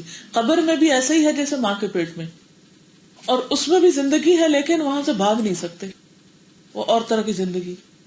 اب دیکھیں، اگر اب اس وقت ہمیں کوئی کسی باکس میں بند کر دے تو ہمارا حال کیا ہو؟ کبھی MRI کروائی کسی نے؟ وہ کیپسول میں ڈال، کیا ہوتا ہے؟ قبر کا منظر یاد آ جاتا ہے. تو اس میں ہاتھ نہیں کھول سکتے، کہیں بھاگ دوڑ نہیں کر سکتے، لیکن زندہ ہوتا ہے انسان وہاں بھی. ماں کے پیٹ میں بھی اسی طرح زندگی ہوتی ہے لیکن کچھ نہیں کر سکتے، ایک کنٹرول میں ہوتا ہے انسان. قبر میں بھی بس سمجھے یہی حال ہوگا کہ ایک لمیٹڈ جگہ پر ہوں گے، لیکن اس میں ہوش و حواس ہوں گے انسان کے، اس کو سزا جزا جو بھی مل رہی ہوگی اس وقت وہ اس کو محسوس ہو رہی ہوگی. تو آخرت پر ایمان کا مطلب کیا ہے اور اس کے واقع ہونے پر ایمان. نمبر 2، اس سے متعلق ہر بات پر ایمان، ہر کام جو اس دن ہونا ہے اس پر ایمان، قبر کی زندگی پر ایمان. ٹھیک ہے. پھر چھٹی چیز ہے وَتُؤْمِنَ بِالْقَدَرِ خَيْرِهِ وَشَرِّهِ، وَتُؤْمِنَ بِالْقَدَرِ خَيْرِهِ وَشَرِّهِ. اب آپ دیکھیں یہاں دوبارہ تؤمن کا لفظ آیا ہے، والیوم الآخر کے بعد والقدر خیرہ وشرہ نہیں کہا، بلکہ وتؤمن دوبارہ ایمان کی بات. کیوں؟ کیا وجہ ہو سکتی؟ ہاں ایمفیسس کے لیے. ٹھیک ہے نا، کیونکہ بہت سارے لوگ ایمان ہی نہیں لاتے. ٹھیک ہے نا، تقدیر کو نہیں مانتے. تو اس لیے نبی صلی اللہ علیہ وسلم نے دوبارہ وتؤمن بالقدر خیرہ وشرہ بتایا. رائٹ. تو یہ اس ایمان کی اہمیت کی وجہ سے. بہت سے لوگ آخرت کو بھی مان لیتے ہیں، رسولوں کو بھی مانتے ہیں، کتابوں کو بھی مانتے ہیں، باقی سب چیزیں مان لیتے ہیں، تقدیر کے مسئلے پہ آ کے اٹک جاتے ہیں. اور یہ ایک بہت بڑا ٹیسٹ ہے. جب ہم نے کہہ دیا ایمان بالغیب، تو تقدیر بھی اللہ کا راز ہے، اللہ کا سر ہے. اللہ نے اس کی ساری حکمتیں اور اس کے سارے ارادے جو ہیں ہم اس کو نہیں جان سکتے، وہ اللہ نے اپنے پاس ہی رکھے ہوئے ہیں. لیکن ہم سے یہ کہا کہ جو بھی ہے اچھا یا برا اس کو اللہ کی طرف سے سمجھو اور مان جاؤ. اور ہمیں کیا کرنا ہے؟ بس مان جانا ہے، اپنا ایمان بچانا ہے. اس میں بحث سے، اس میں زیادہ سوال کرنے سے، اس میں شک کرنے سے ایمان میں نقص آتا ہے اور فائدہ کچھ بھی نہیں ہوتا. کیونکہ دن رات بھی اگر ہم تقدیر کے مسئلے کو حل کرنے کی کوشش کریں تو حل نہیں کر سکتے. تو بس ہمیں یہ پتا ہونا چاہیے کہ ہم نے ایمان لانا کس طرح ہے. ٹھیک ہے. مسند احمد کی روایت ہے، رسول اللہ صلی اللہ علیہ وسلم نے فرمایا، کوئی شخص اس وقت تک مومن نہیں ہو سکتا جب تک اچھی اور بری تقدیر پر ایمان نہ لائے.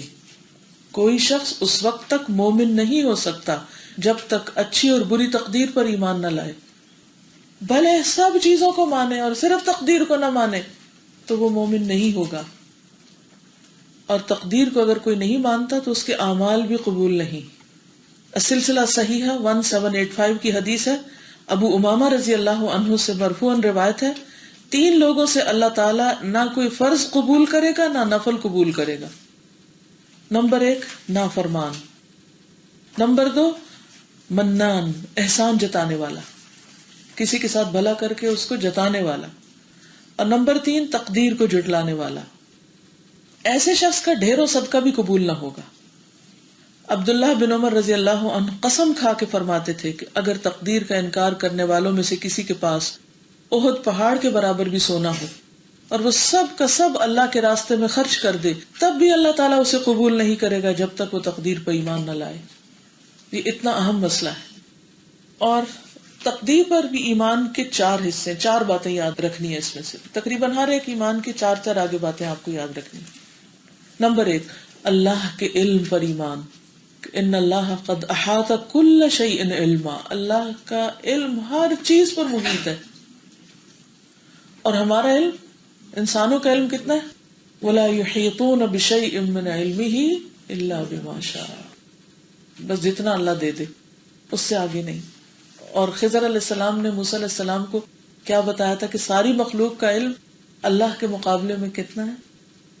اس قطرے کے برابر بھی نہیں جو پورے سمندر کے مقابلے میں چڑیا کی چونچ میں چلا گیا. تو ہمارا علم بہت ناقص، بہت کم، بہت محدود.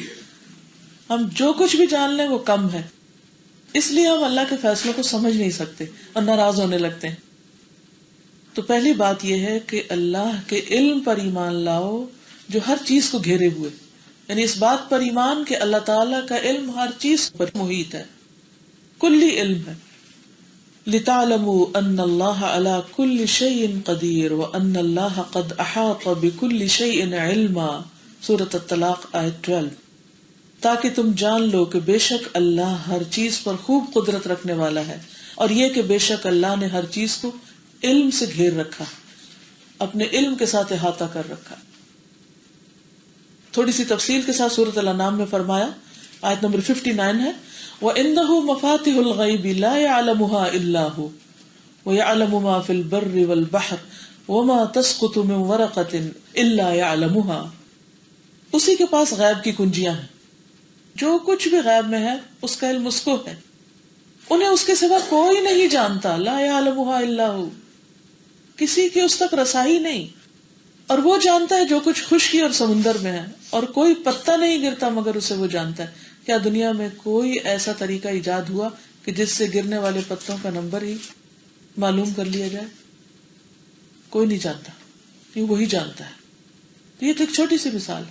کتنے لوگ اس وقت مر رہے ہیں، کتنے جی رہے ہیں، کہاں کیا ہو رہا ہے، اتنے نیوز چینلز آگے ہیں، اتنی خبر کی دنیا ہے، لیکن اس کے باوجود بھی ساری خبریں تو اس میں نہیں آتی، اور جو آتی ہیں وہ بھی کون سی سب صحیح ہوتی ہیں. اتنی ترقی کے باوجود، اتنے سیٹلائٹس کے باوجود، سب کچھ ہونے کے باوجود انسان کا علم بہت محدود ہے، نہ ہونے کے برابر.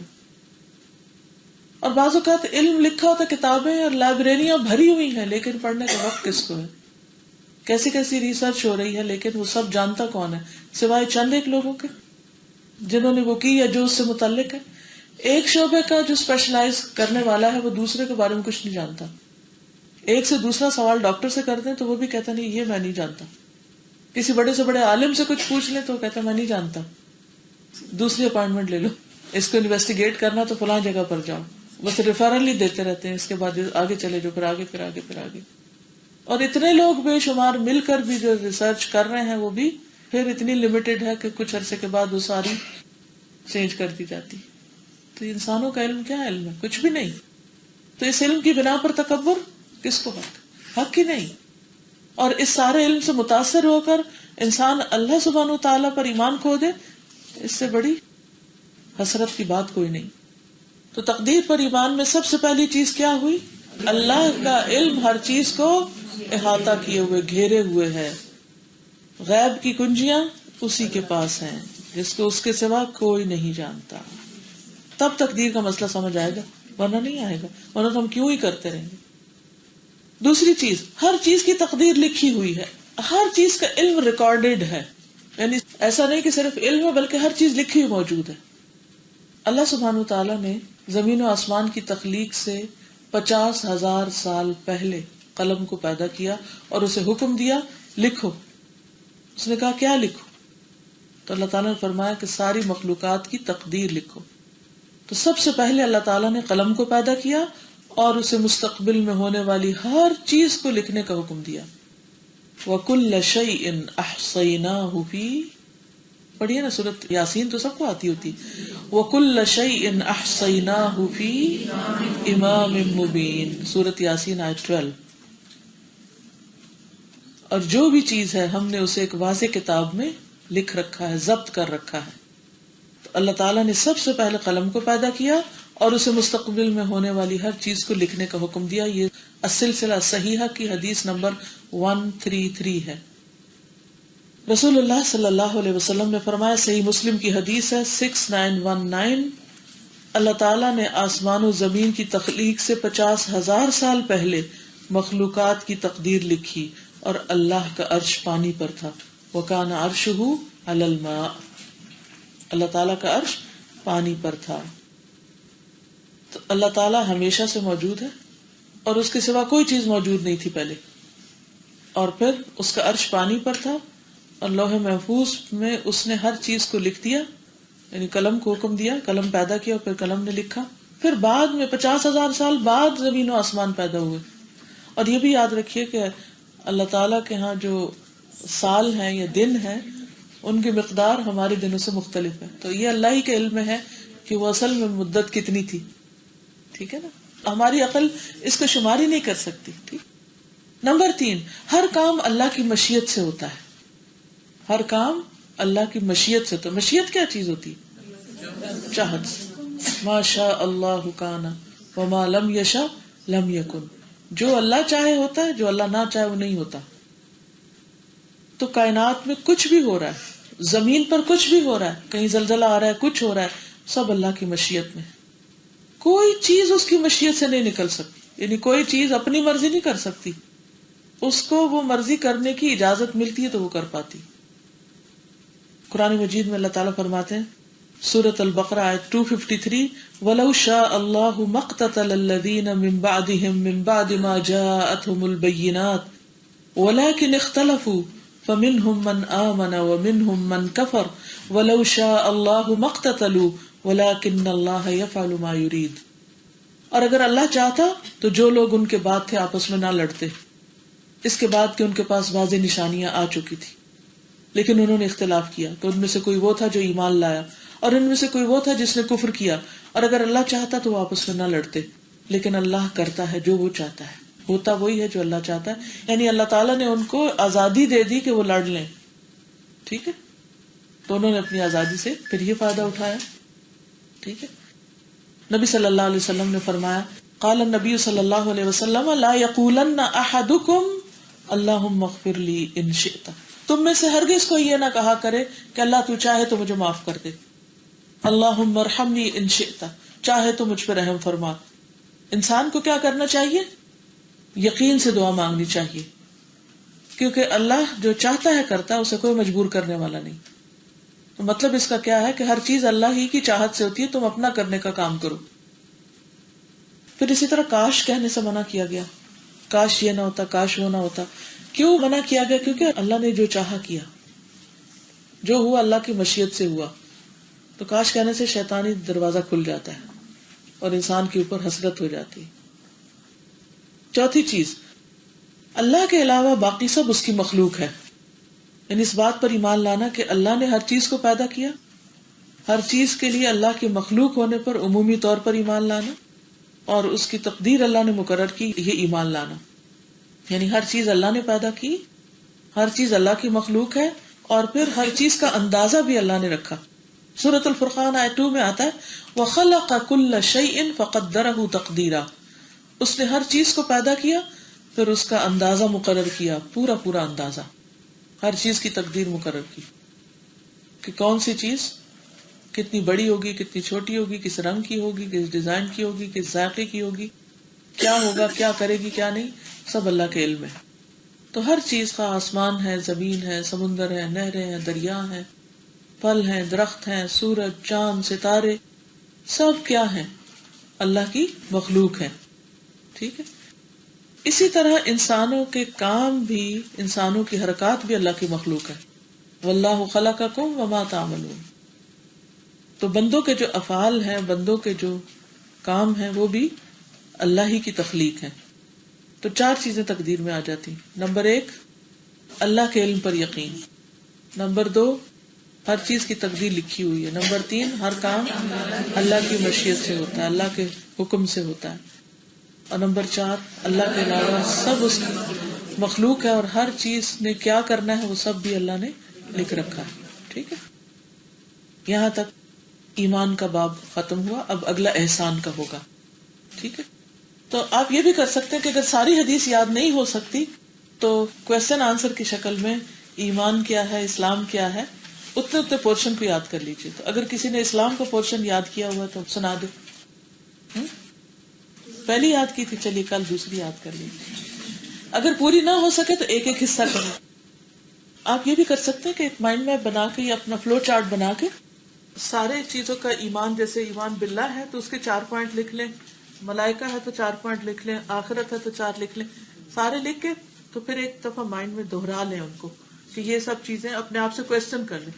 اور جب آپ کبھی کسی کو بتائیں، بچوں کو بتائیں، کسی اور کو بتائیں، تو یہ چیزیں آپ کے ذہن میں ہوگی. یہ وہ بیسک انگریڈینٹ ہے جس کا علم ہونا ہمیں ضروری ہے، تاکہ اس میں کوئی جھول نہ ہو اور ایمان میں خلل نہ ہو، کیونکہ ایمان پہلی چیز ہے. آگے جا کے میں ایمان اور اسلام کا فرق بھی ابھی بتاؤں گی انشاءاللہ. ٹھیک. اگلا احسان کا آ رہا ہے. قال صدقت، کہا تم نے سچ کہا. قال فاخبرنی عن الاحسان، عرض کیا کہ آپ مجھے احسان کے بارے میں بتائیے. احسان ہوتا ہے کسی کے ساتھ اچھا کرنا. احسن یحسن سے احسان مصدر ہے باب افعال میں، اور اس میں خالق کے حق میں خیر اور احسان، اسی طرح مخلوق کے حق میں بھلائی. تو جب اللہ سبحانہ و تعالیٰ کے حق میں احسان ہوتا ہے تو اس میں عبادت کو پورے اخلاص کے ساتھ ادا کرنا، اور رسول اللہ صلی اللہ علیہ وسلم کا اتباع کرنا اس عبادت میں. تو جب انسان مخلص ہوتا ہے اور اتباع کرتا ہے تو دراصل محسن ہوتا ہے. ٹھیک ہے. ایک فارمولا بنا لیجیے، مخلص پلس متبع از اکول ٹو محسن. محسن یعنی اگر آپ مخلص ہیں، آپ کے اندر اخلاص ہے اور آپ اتباع رسول صلی اللہ علیہ وسلم کرنے والے ہیں، تو دراصل آپ محسن ہیں، یہ اللہ کے حق میں. تو جہاں تک مخلوق کے ساتھ احسان کا تعلق ہے تو اس میں مخلوق کے مال، جان، عزت یا اس کے علاوہ کسی بھی طرح اس کو کسی بھی اس کی چیز میں خیر پہنچانا، یعنی کسی جان کے ساتھ بھلا کرنا، کسی کے مال کی خیر خواہی کرنا، اس کی عزت کا احترام کرنا، یہ سب احسان میں شامل ہے. تو ہم سب کو اپنے اسلام میں حسن پیدا کرنے کی ضرورت ہے. رسول اللہ صلی اللہ علیہ وسلم نے فرمایا، جب ایک بندہ مسلمان ہو جائے اور اس کا اسلام عمدہ ہو، خوبصورت ہو، عربی کے الفاظ دیکھیے، اذا اسلم العبد فحسن اسلامہ، جب ایک شخص مسلمان ہوا اور اس کا اسلام بھی خوبصورت ہوا، یعنی صرف مسلمان نہیں بلکہ اچھا اسلام ہے اس کا، تو اللہ تعالیٰ اس کے گناہ کو جو اس نے اس اسلام لانے سے پہلے کیے معاف فرما دیتا ہے، اور اب اس کے بعد کے لیے بدلہ شروع ہو جاتا ہے. ایک نیکی کے عوض 10 گنا سے لے کر 700 گنا تک ثواب، اور ایک برائی کا اسی برائی کے برابر بدلہ دیا جاتا ہے، مگر یہ کہ اللہ تعالیٰ برائی سے بھی درگزر کر جاتا ہے.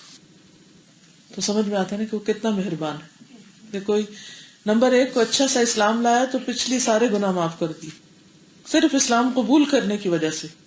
نمبر 2، آئندہ جو بھی نیکی کرے گا تو ایک نیکی کا بدلہ کم از کم 10 اور پھر 100 اور 700 گنا تک، یہ اس سے بھی زیادہ ہو سکتا ہے. اور اگر برائی کرے تو صرف ایک برائی کا بدلہ ایک برائی، اور پھر اس کو بھی اللہ تعالیٰ معاف کر دیتا ہے. تو یہ ہے ہمارا رب رحمان. پھر یہ کہ ہر جگہ خوبصورتی کے ساتھ اللہ کی عبادت کرنا ضروری ہے، یعنی عبادات میں خوبصورتی لانا بھی ضروری ہے.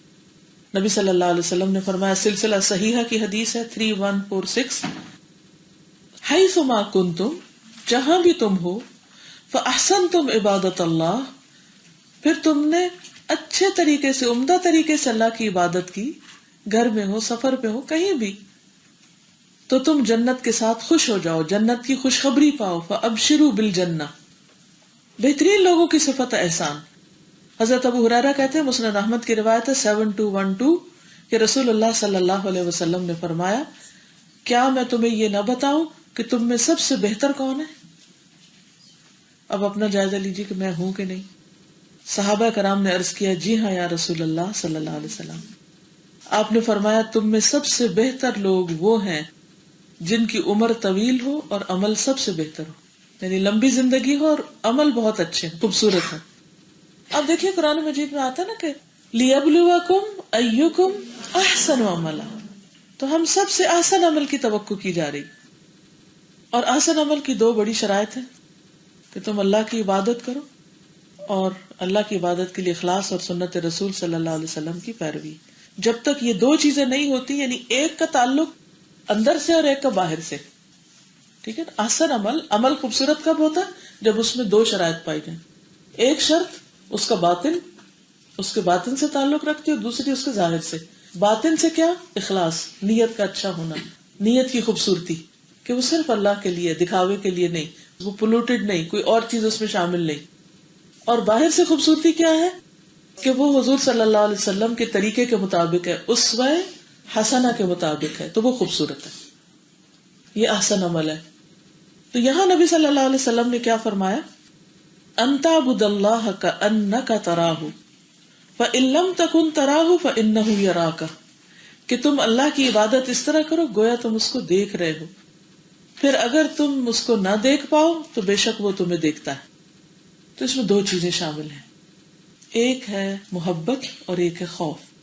جب محبت غالب ہوگی، شوق ہوگا، تو پھر پہلی کیفیت ہوگی، ورنہ دوسری کیفیت ہوگی خوف والی. تو ایک ہے طلب اور شوق کا مقام. مثلاً آذان ہوئی ہے اور آپ قدم اٹھاتے ہوئے نماز کی طرف جا رہے ہیں، اپنے آپ پر غور کیجئے کن قدموں سے جا رہے ہیں. جس شوق سے آپ جا رہے ہیں کہ اللہ کی ملاقات کے لیے جا رہے ہیں، تو وہ محبت آپ کی نماز کی کوالٹی کو اعلیٰ ترین درجے پر لے جائے گی. اور دوسرا کیا ہے کہ آپ کو سستی ہو رہی ہے، آپ تھکے ہوئے ہیں، لیکن آپ نماز چھوڑ نہیں رہے، آپ کو ڈر ہے کہ اللہ تعالیٰ دیکھ رہا ہے، اگر میں نے کہیں ڈنڈی ماری تو پکڑی جاؤں گی. تو یہ دوسرا درجہ ہے. تو انسان یا کوئی کام محبت میں کرتا ہے یا ڈر کے کرتا ہے، لیکن کر لیتا ہے پھر. تو طلب اور شوق کا مقام کیا ہے؟ اس طرح کی عبادت گویا اللہ سے ملاقات کے لیے دوڑ رہے ہیں، گویا کوئی چیز ملنے والی ہے، اس کو جا کے پا لیں گے، اس کی ملاقات کے لیے جا رہے ہیں. تو اس درجے کے لوگ نماز کیسے پڑھتے ہیں؟ شوق سے، محبت سے، کیونکہ وہ ملاقات کے لیے جا رہے ہیں اللہ کی. ان کے احساسات اتنے تیز ہوتے ہیں محبت میں. اور کچھ لوگوں کے یہ نہیں ہوتے تو خوف ان کو اٹھاتا ہے کہ سزا ملے گی. تو یہ خوف بھی بعض اوقات بہت اچھی نماز پڑھوا دیتا ہے، لیکن بہرحال پہلا درجہ زیادہ ہے. تو اللہ سبحانہ تعالیٰ سے ڈرنا بھی چاہیے، صرف محبت نہیں. وہ ایک مشہور ترانہ ہے جو ٹیلی ویژن وغیرہ میں بھی آتا ہے اور لوگ بڑے شوق سے اس کو گاتے ہیں اور بڑے بتاتے بھی ہیں اور مینشن بھی کرتے ہیں، اللہ ہے بس پیار ہی پیار. سنا کبھی؟ سب نے نہیں سنا. اچھا یہ نہیں سنا، ورنہ آپ کے منہ پہ بھی چڑھ جاتا ہے اور آپ بھی ایک غلط چیز کا پرچار کرتے کہ اللہ ہے بس پیار ہی پیار. نہیں، قرآن مجید میں آتا ہے، آپ پڑھ چکے ہیں، سورۃ آل عمران آیت 30، وَيُحَذِّرُكُمُ اللَّهُ نَفْسَهُ، اللہ تمہیں اپنے آپ سے ڈراتا بھی ہے، کیونکہ ڈر بھی ضروری ہوتا ہے. عام زندگی میں دیکھیے کہ جو لوگ آپ سے محبت کرتے ہیں یا جن سے آپ محبت کرتے ہیں، کیا آپ ان سے ڈرتے ہیں یا نہیں؟ ڈرتے بھی ہیں. مثلا ماں باپ بچوں سے محبت کرتے ہیں تو بچوں کو صرف ان سے پیار ہی کی توقع ہونی چاہیے، مار کی بھی ہونی چاہیے. اچھے والدین کون سے ہوتے ہیں؟ جو پیار بھی دیتے ہیں اور جو غلط کام کرے اس پر ڈانٹتے بھی ہیں. کیونکہ اگر صرف پیار کرے تو اس سے کیا ہوتا ہے؟ بچے سر پہ چڑھ جاتے ہیں، اسپائل ہو جاتے ہیں. تو یہ اللہ تعالیٰ نے ہمارے اندر رکھی ہے نا دونوں چیزیں. کچھ لوگ محبت سے جلدی مانتے ہیں، کچھ لوگ محبت میں کام کرتے ہیں اور کچھ لوگ ڈر کے کرتے ہیں. پیغمبر جو ہے ان کے اندر دونوں چیزیں ہوتی ہیں. وَيَدْعُونَنَا رَغَبًا وَرَهَبًا، کہ وہ ہم سے رغبت کے ساتھ بھی دعائیں مانگتے ہیں اور ڈر کے بھی. تو یہ دونوں کیفیات ہوتی.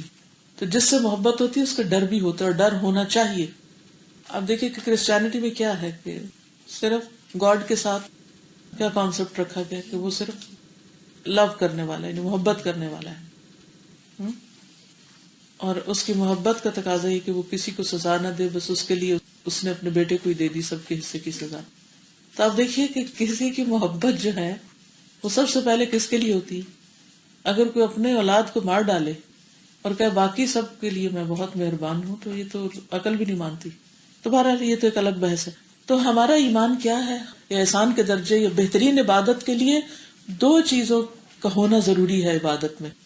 یہ جو پیچھے ہم نے ایمان اور اسلام اور ان کی تفصیلات پڑھی ہیں، ان میں احسان کا ہونا شامل ہے. اسلام میں بھی احسان ہو، ایمان میں بھی احسان ہو.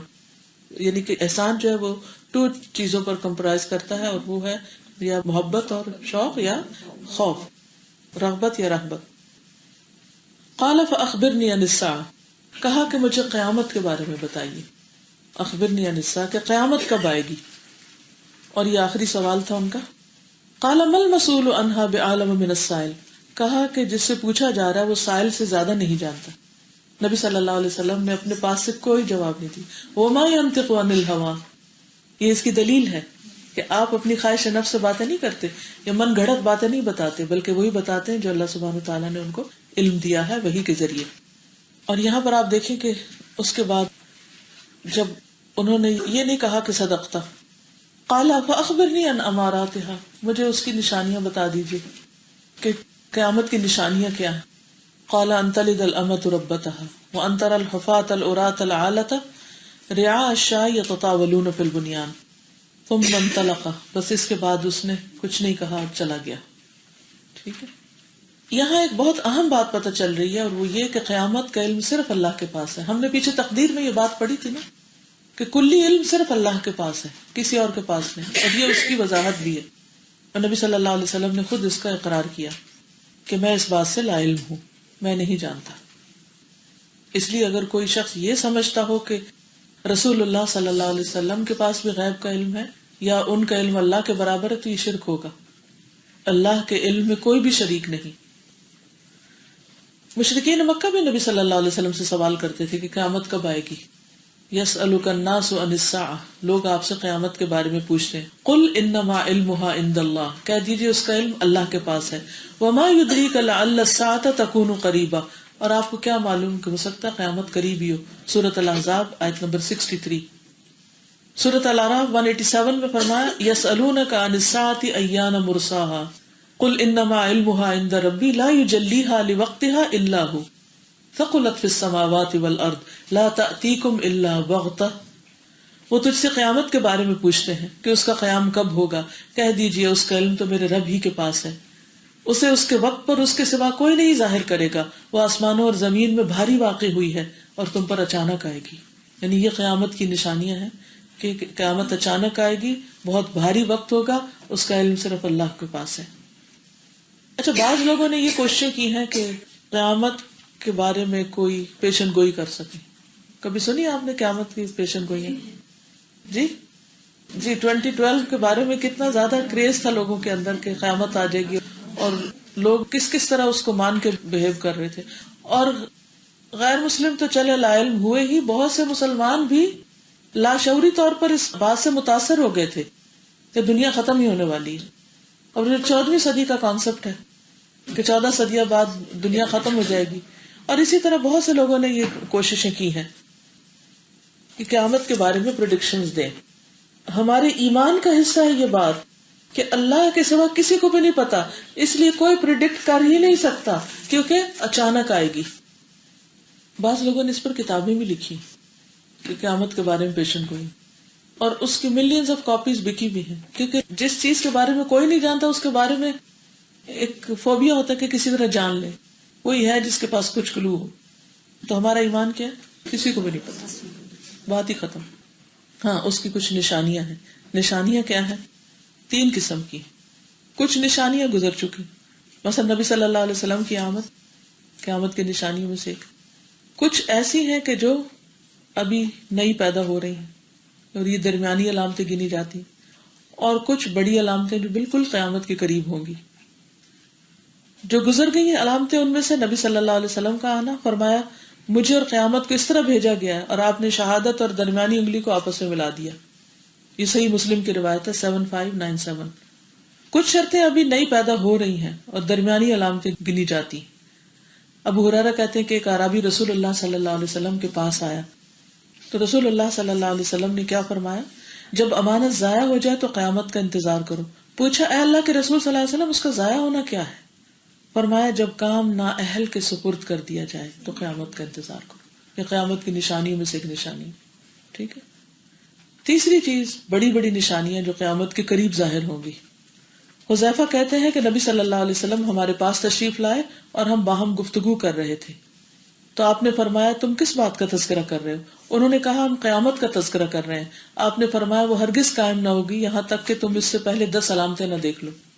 پھر دھوئیں، دجال، دابت الارض، سورج کے مغرب سے طلوع ہونے، عیسیٰ ابن مریم کے نازل ہونے، یاجوج اور ماجوج، اور 3 جگہوں سے زمین کے دھسنے، مشرق میں، مغرب میں اور جزیرۃ العرب میں، اور آخر میں یمن سے آگ نکلنے کا ذکر فرمایا جو لوگوں کو جمع ہونے کی طرف لے جائے گی. تو یہ بڑی بڑی علامتیں ہیں. جب یہ ہوں گی تو انتہائی قریب ہوگی قیامت. پھر بھی دن اور ڈیٹ اور تاریخ کسی کو نہیں پتا. لیکن یہاں حدیث جبریل میں کون سی علامتیں بتائی گئی ہیں؟ انتلد الامۃ ربتہا، نمبر 1 کہ لونڈی اپنی مالکن کو جنم دے گی. لونڈی مالکہ کو جنم دے گی. اس کا مطلب کیا بتایا گیا؟ اس کا مطلب یہ بتایا گیا کہ عورت جس لڑکی کو جنم دے گی وہ بیٹی بڑے ہو کر ماں کے اوپر حکمرانی کرنے لگی، اس کو ڈکٹیٹ کرنے لگے گی.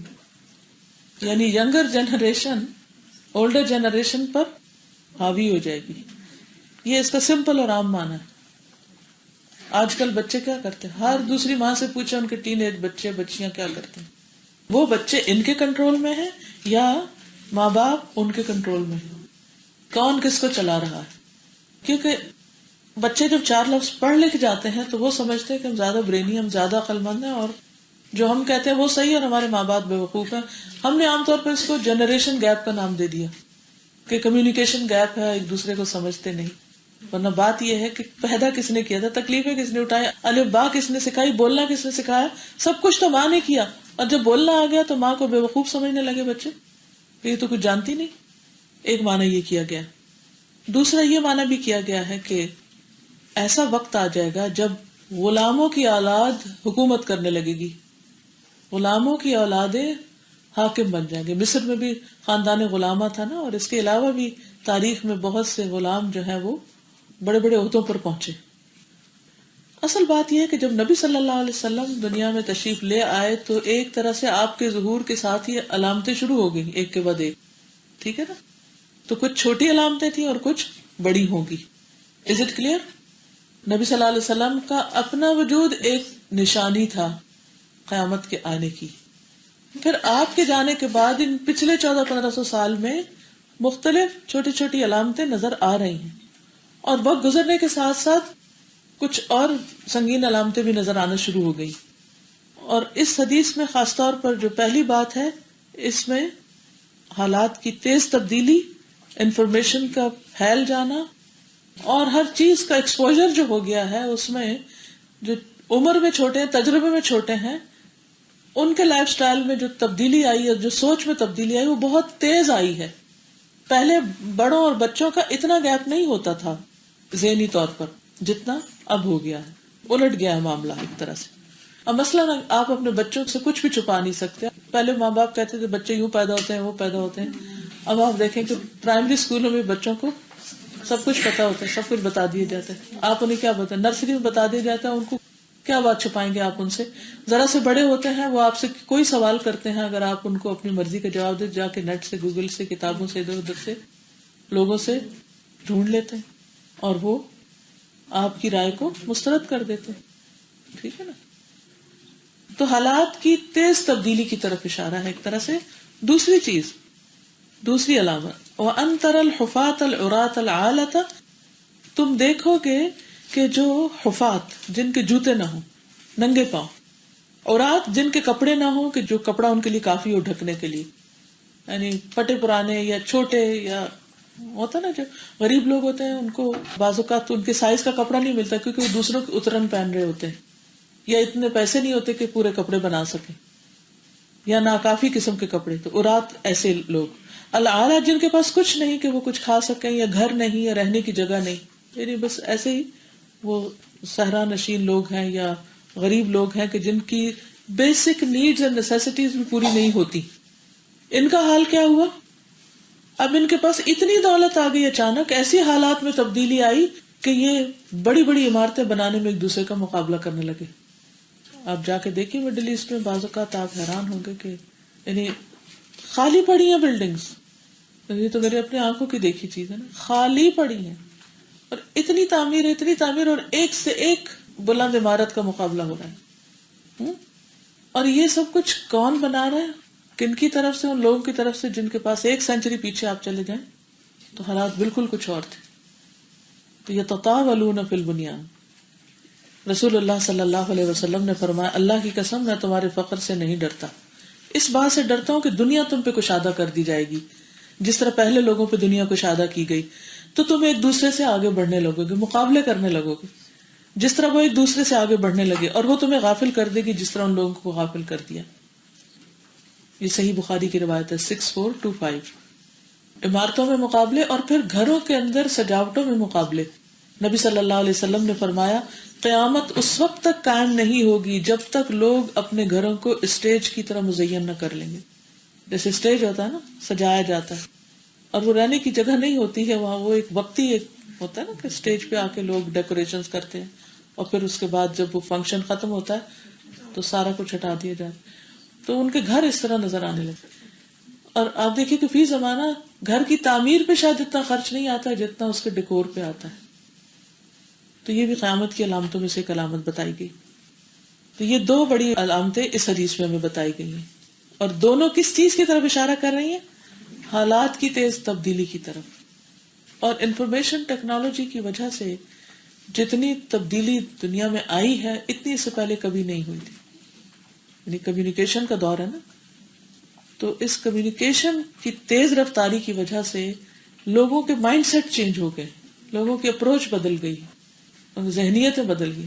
اب آپ دیکھیے کہ پہلے اگر کوئی اپنے گھر کو ڈیکوریٹ کرنا چاہتا تھا تو بس جو شہر میں کوئی دکان ہے یا زیادہ زیادہ کوئی باہر جاتا تو کہیں تھوڑا بہت دیکھ کے آ گئے. اب کیا ہے, گھر گھر میں پورے مالز کے پوری بکس ہیں, انفارمیشن ہے, اور وہ بکس نہ بھی ہو تو انٹرنیٹ پہ آپ جا کے بس ڈال دیں کہ کیا چیز چاہیے آپ کو, اور پھر یہ کہ دنیا کے وہ کسی بھی حصے میں ہے تو وہ آپ کو ملنے میں کچھ مشکلیں, آپ امیزون پہ آرڈر کریں اور آپ کے گھر پہنچ جائے گی. چند سال پہلے تک بھی یہ سہولت نہیں تھی. اب بعض اوقات لوگوں کے گھر جاتے لگتا ہے میوزیم ہے, ایک چیز کسی ملک کی رکھی ہوئی, دوسری کسی اور کی, تیسری کسی, یعنی گھر رہنے کی جگہ نہیں, بس صرف ایک دکھاوے کی چیز بن کے رہ گئی. اور خصوصاً جس ایریا میں لوگ آتے ہیں. اور ان دونوں چیزوں سے یہ بھی پتہ چلتا ہے کہ کس طرح امت جو ہے وہ مقصد سے غافل ہو جائے گی نا, پرائرٹیز کچھ اور ہو جائیں گی. ثم انطلق, پھر وہ چلے گئے. فلبثنا ملیا, تو ہم تھوڑے دیر ٹھہرے. اچھا, ملیا کا لفظ جو ہے اس میں لمبی مدت ٹھہرنے کے لیے بھی آتا ہے. تو ایک قول کے مطابق 3 دن گزر گئے کہ کسی نے کچھ نہیں پوچھا. تو نبی صلی اللہ علیہ وسلم نے 2-3 دن کے بعد حضرت عمر سے کہا, اے ابن خطاب, کیا تمہیں علم ہے کہ وہ سائل کون تھا؟ اس سے حیرت ہوتی ہے, یعنی صحابہ کرام کا جو پیشنس تھا اور صحابہ کرام کی جو سوچی سمجھی گفتگو تھی. تھوڑی دیر کے لیے سوچئے کہ اگر آپ مثلاً یہاں المیزان میں ہیں اور کوئی نان مسلم اندر آتی ہیں اور آ کر بیٹھتی ہیں, سوال جواب کر کے آفس سے چلی جاتی ہیں, تو اس کے بعد جو لوگ باہر دیکھ رہے ہیں, ادھر دیکھ رہے ہیں, ادھر دیکھ رہے ہیں, وہ کیا کریں گے؟ وہ ایک دوسرے سے پوچھنا شروع کر دیں گے کہ کیا کہہ رہی تھی, وہ کیا باتیں اندر ہو رہی تھی. کچھ لوگ تو خود ہی کہانی بھی بنا لیتے ہیں, پھر وہ پوچھنے کی بھی زحمت نہیں کرتے. اس سے فرق پتہ چلتا ہے نا ہمارا اور صحابہ کرام کا. اور یہ صرف یہاں نہیں, یہ ہر جگہ ایسا ہی ہے مسلمانوں کا حال. غیر ضروری چیزوں میں بہت تجسس ہے, بہت دلچسپی ہے, دوسروں کے حالات سے, دوسروں کے کھانے پینے سے, دوسروں کی لائف سے اپنی خبر نہیں. اور اگر کوئی واقعہ ہو جائے تو بس خبریں ڈسکس کرتے رہتے ہیں, یہ ہو گیا, وہ ہو گیا, ایسا ہو گیا, ویسا ہو گیا. سب سے زیادہ دلچسپی لوگوں کو کس چیز سے؟ لوگوں کے باتوں سے, لوگوں کے حالات سے, دنیا کے حالات سے. ہر ایک کے سر پہ چھائے ہوئے. آج امت اس بارے میں تھوڑی فکر کرتی کہ آخرت میں کیا ہوگا. زیادہ تر لوگوں کی پریشانی کیا ہے؟ جابز کا کیا ہوگا, دوبارہ ریسیشن آ جائے گا, یہ مسئلہ کیسے ہوگا, وہ. اور کچھ چیزیں تو چلے حقیقت پر مبنی ہوتی, اور کچھ باتیں صرف ان کے توہمات ہوتے ہیں, یہ صرف ان کے خوف ہوتے ہیں, وہ ان کو خود لاحق ہوتے ہیں, شیطان ان کے اندر وسوسے ڈالتا ہے, پھر وہ دوسروں سے ڈسکس کرنا شروع کر دیتے, اور اس طرح وقت کا ایک بہت بڑا حصہ گنوا دیتے ہیں. ہمیں اس عادت سے پرہیز کرنا ہے. من حسن اسلام المرء ترکہ ما لا یعنیہ, انسان کے اسلام کا حسن کیا ہے کہ ان باتوں کو چھوڑ دے جس سے ان کا مطلب نہیں. کوئی آیا ہے, گیا ہے, کسی کے گھر میں آیا ہے, یا کسی ادارے میں آیا ہے, یا کہیں پر آیا ہے, تو اگر ہماری ضرورت یا ہم سے متعلق کوئی بات ہوگی تو ہمیں بتا دی جائے گی, وقت آنے پر ہمیں انفارم کر دیا جائے گا. اور اگر نہیں تو ضرورت نہیں ہے. اب یہ آپ دیکھیے, نبی صلی اللہ علیہ وسلم اتنے عرصے کے بعد خود عمر سے کہتے ہیں, اتدری یا عمر. اب سوال یہ پیدا تھا کہ حضرت عمر سے ہی کیوں کہا؟ اصل میں اس کی کئی وجوہات ہو سکتی ہیں. ایک وجہ جو سمجھ میں آتی ہوئی ہے حضرت عمر کی شخصیت, کہ وہ کسی بھی واقعے کو ان نوٹسڈ جانے نہیں دیتے تھے. ازواج مطہرات کو دیکھا کہ لوگ ان کی طرف اچھی طرح نہیں دیکھتے, تو جا کے پردے کا مشورہ دیا. صلح حدیبیہ کے موقع پر آپ دیکھیے کہ ان کی بے چینی کس قسم کی تھی. تو ایک تو یہ وجہ ہو سکتی ہے. دوسرا یہ کہ استاد کو یہ پتا ہوتا ہے کہ کون سی بات کس کے لیے زیادہ دلچسپی کی ہے, یا کس کو بتائی جائے تو وہ صحیح طور پر آگے دوسروں کو کنوے کر دے گا. تو یہاں پر آپ دیکھیے کہ وہ کہتے ہیں, اتدری یا عمر من السائل, اے ابن خطاب کیا تمہیں پتا ہے. اس حدیث میں عمر آتا ہے, مسند احمد کی روایت میں آتا ہے, یا ابن الخطاب اتدری من السائل, تو پتا وہ سوالی کون تھا؟ انہوں نے کہا اللہ و رسولہ عالم, کہ اللہ اور اس کا رسول زیادہ جانتے ہیں. تو اس سے یہ پتا چلتا کہ حضرت عمر کو کچھ بھی اندازہ نہیں تھا, نہ ہی انہوں نے اندازے لگائے کچھ. اگر ہم کسی سے پوچھے نا یہ کہ اچھا تمہارا کیا خیال ہے, تو وہ کچھ نہ کچھ بتانا اپنا فرض سمجھے گا, کہ میرے خیال میں یہ ہو سکتا, میرے خیال میں وہ ہو سکتا. انہوں نے کہا کہ ہمیں تو معلوم نہیں. نبی صلی اللہ علیہ وسلم نے فرمایا, یہ جبریل تھے جو تمہیں تمہارا دین سکھانے آئے تھے. جبریل جو دین سکھانے آئے تھے. فَإِنَّهُ جِبْرِيلُ أَتَاكُمْ يُعَلِّمُكُمْ دِينَكُمْ.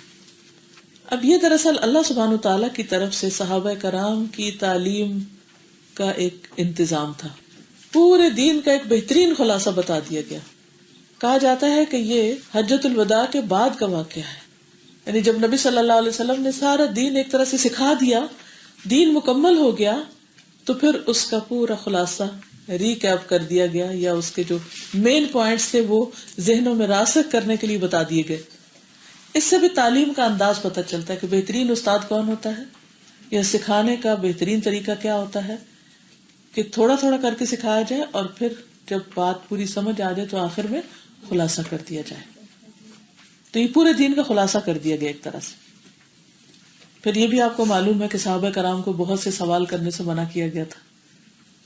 اگرچہ وہ تربیت یافتہ تھے، لیکن پھر بھی اس میں احتمال تھا کہ ان کے بہت سے سوالوں سے وقت ضائع نہ ہو. تو باہر سے کوئی آتا تھا تو سوال کرتا تھا، تو عموماً اعرابی سوال کیا کرتے تھے. تو یہاں جبریل علیہ السلام ایک باہر کے شخص کی طرح آ کر سوال کرتے ہیں. تو ہو سکتا ہے صحابہ اس لیے بھی خاموش ہوں کہ انہوں نے سوچا کہ آج کوئی سمجھدار دیہاتی آ گیا، کیونکہ حضرت جبریل نے وہی انداز اختیار کیا تھا جو عربیوں کا ہوتا تھا، یا محمد.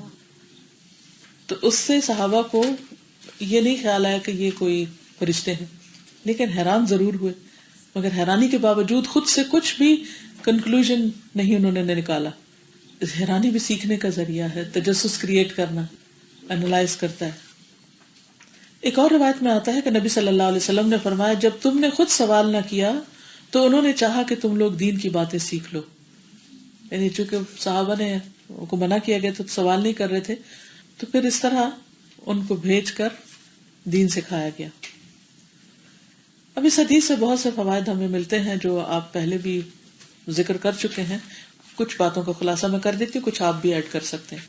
سب سے پہلی بات یہ ہے کہ نبی صلی اللہ علیہ وسلم کی عاجزی پتہ چلتی ہے یہاں پر، کہ آپ صحابہ کے درمیان کس طرح بیٹھتے تھے کہ آپ کو کوئی پہچان نہیں پاتا تھا، انہی میں سے ایک ہو کر.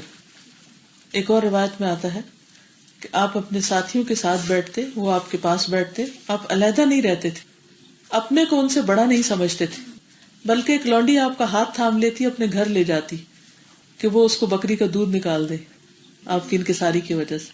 یعنی ایک ناسمجھ شخص بھی کوئی چھوٹا سا کام آپ کو کہہ دیتا تو آپ اس کے ساتھ چلے جاتے.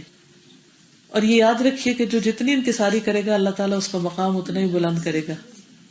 من تواضع للہ رفعہ اللہ، جو اللہ کے لیے عاجزی کرتا ہے اللہ تعالیٰ اس کو بلندی عطا کرتا ہے. دوسری بات یہ کہ فرشتے انسانی شکل میں آ سکتے ہیں، لیکن ان کے اپنے پاس اختیار نہیں ہے شکلیں بدلنے کا، اللہ کے اذن اور اللہ کی اجازت کے ساتھ ہی ہوتا ہے، اختیار اللہ کے ہاتھ میں. پھر یہ کہ توریہ کا جواز ہے. پھر رول پلے کرنے کی بھی اجازت ہے. تعلیم کا ایک بہترین طریقہ نا رول پلے کر کے بات کی جائے. مثلا جبریل علیہ السلام نے کس کا رول پلے کیا تھا یہاں؟ طالب علم کا. بچوں کو آپ سکھاتے ہیں نا مختلف ٹیکنیکس کے ساتھ، کچھ ایکٹیویٹیز کے ساتھ، کچھ رول پلیز کے ساتھ، کہ ایک بچہ اس میں کوئی کچھ بن جاتا ہے، کوئی کچھ بن جاتا ہے. میرا پوائنٹ تو سمجھ رہے ہیں نا آپ؟ رول پلے کرنے کا جو اسکٹس کرتے ہیں نا بچے، تو اس میں بھی ایک سوال کر رہا ہے، دوسرا جواب دے رہا ہے، ایک ڈائلاگ کی شکل میں، سوال جواب کی شکل میں. تو اس سے چیزیں زیادہ بہتر طور پر واضح ہوتی ہیں. یا بچوں کی بعض سٹوریز ہوتی ہیں تو اس میں دو کیریکٹر اس میں بیان کیے ہوئے ہوتے ہیں، زید ایک بات کہہ رہا ہے، خالد دوسری بات کہہ رہا ہے. ایک ہوتا ہے ڈسکرپٹیو انداز میں صرف ایک پورا آرٹیکل لکھ دینا، اور ایک یہ ہے کہ بات وہی کرنا لیکن اس کو کہانی یا ڈرامے یا ناول کی شکل میں، مکالمے کی شکل میں پیش کرنا، کنورسیشن کے انداز میں. تو اس سے بات بہت زیادہ بہتر طور پر سمجھ آتی ہے. ٹھیک ہے، گفتگو کا انداز، یعنی صرف تحریری انداز نہیں بلکہ اسپیچ کا انداز کسی بات کو سمجھانے کے لیے. پھر اسی طرح یہ پتہ چلتا ہے کہ پہلا سوال اسلام کے بارے میں تھا تو اسلام کی فضیلت پتہ چلتی ہے. پھر شہادتین کے بعد سب سے پہلا حکم نماز کے بارے میں، اس سے نماز کی اہمیت پتہ چلتی ہے. پھر اسلام اور ایمان کو الگ الگ ذکر کیا گیا. تو یہ بات ذرا سمجھنے کی کہ دونوں میں فرق کیا ہے. ٹھیک ہے، ایک اسلام ہے اور ایک ایمان ہے، کیونکہ جبریل علیہ السلام نے پہلے کہا اسلام کے بارے میں بتائیے، پھر کہا ایمان کے بارے میں بتائیے. تو یہ دونوں الگ الگ ہیں. اگر ایمان کو اکیلے ذکر کیا جائے تو اس میں اسلام داخل ہو جائے گا، اور اگر اکیلا اسلام ذکر کیا جائے تو اس میں ایمان بھی داخل ہوگا. اور جب دونوں کا ذکر اکٹھے کیا جائے تو دونوں کا الگ الگ مطلب ہوگا، جیسے اس حدیث میں. ٹھیک ہے، یعنی جب ہم ایمان کی بات کرتے ہیں یا مومن کسی کو کہتے ہیں تو وہ مسلم بھی ہوتا ہے. ٹھیک، اسی طرح جب اسلام کی بات کرتے ہیں، جیسے حضرت ابراہیم علیہ السلام کو کہا گیا کہ اسلام لے آؤ، اسلام لے آئے تو وہ ایمان اس میں شامل ہے. لیکن جب ایمان اور اسلام الگ ٹرمز کے طور پر پیش کیا جائے گا تو دونوں کے الگ الگ معنی، جو یہاں پر فرق واضح ہے. ایک میں ظاہری اعمال کا ذکر ہے اور دوسرے میں باطنی. اگرچہ ایمان میں عمل شامل ہے لیکن اس میں جتنی بھی تفصیلات ہیں وہ ساری ان سین سے تعلق رکھتی ہیں. پھر اسی طرح یہ ہے کہ اسلام، ایمان، احسان سب دین کے حصے ہیں. اسلام اور ایمان کی خوبصورتی ہے احسان. ایک اور روایت میں بتایا گیا تھا طہارت، تو طہارت بھی دین کا حصہ ہے. پیچھے تھا نا کہ تم غسل جنابت کرو اور پورا وضو کرو، ایک اور روایت تھی. پھر اسی طرح یہ بھی پتہ چلتا ہے کہ جو شخص علمی سوال کرتا ہے وہ سامعین کے لیے ایک معلم کی حیثیت رکھتا ہے. اچھے سوال کرنا سیکھنے کا بہترین انداز ہے، اور اچھا سوال کرنے والا صرف سیکھ نہیں رہا ہوتا، سکھا بھی رہا ہوتا ہے. کیونکہ جبریل علیہ السلام آئے، یعلمکم دینکم، یہ تمہیں تمہارا دین سکھانے آئے تھے. اور وہ کیسے سکھا رہے تھے؟ صرف سوالوں کی شکل میں، ایک صاحب علم سے جواب لے کر. تو اسی لیے جو ٹاک شوز ہوتے ہیں نا، اس میں عام طور پر کیا ہوتا ہے، سوال کرنے والا سوال کرتا ہے اور جواب دینے والا جو جواب دیتا ہے، تو اس سے جو ناظرین ہوتے ہیں ان کی اٹینشن کہیں زیادہ ہوتی ہے. اسی طرح بہترین ٹیچر وہ ہوتا ہے جو خود سوال کرے اور پھر خود جواب بھی دے، یا طالب علموں کو سوال پر انکریج کرے. ٹھیک ہے، تو اب یہاں پر آپ دیکھیے کہ اللہ کے رسول صلی اللہ علیہ وسلم کو تو معلم بنا کر بھیجا ہی گیا تھا، لیکن یہاں کیا فرمایا؟ جبریل اتاکم لیعلمکم دینکم. پھر اس حدیث سے علم کے آداب بھی پتہ چلتے ہیں. استاد کے بیٹھنے کی مخصوص جگہ کے بارے میں پتہ چلتا ہے، جب وہ چبوترا بنایا گیا تھا الگ آپ کے لیے. پھر یہ ہے کہ استاد کو لوگوں کے لیے اویلیبل ہونا چاہیے، لوگوں کی ضروریات اور ان کے فائدے کی چیزوں سے انکار نہیں کرنا چاہیے. کیونکہ یہاں اس حدیث سے کیا پتہ چلتا ہے کہ نبی صلی اللہ علیہ وسلم لوگوں کی حاجات کے لیے کھلی اور نمایاں جگہ پر بیٹھے ہوئے تھے، یعنی چھپ کے نہیں بیٹھے ہوئے تھے بلکہ سامنے تھے، پبلک میں تھے. تو استاد کو کبھی پبلک میں بھی بیٹھنا چاہیے. پھر طالب علم کا حلیہ اور استاد کے سامنے ادب سے آنا، یعنی پبلک میں اگر وہ بیٹھا تو اس کے مطلب نہیں اس پہ چڑھائی کر دی جائے، بلکہ ادب احترام ملحوظ رکھا جائے. طالب علم کا حلیہ، جبریل کا حلیہ کیسا تھا؟ کیسے آئے تھے؟ صاف ستھرے کپڑوں میں اور صاف ستھرے بالوں سے. ٹھیک ہے، تو اس سے نہ صرف یہ کہ عالم کو بلکہ طالب علم کو بھی صاف ستھرا علم کی مجلس میں جانا چاہیے، پاکیزگی اور طہارت کا اہتمام کرنا چاہیے، باقاعدہ تیاری کے ساتھ جانا چاہیے. امام مالک سب سے بڑھ کر لوگوں میں اپنے لباس کا اہتمام کرتے تھے، خصوصاً جب حدیث کا درس دیا کرتے تھے.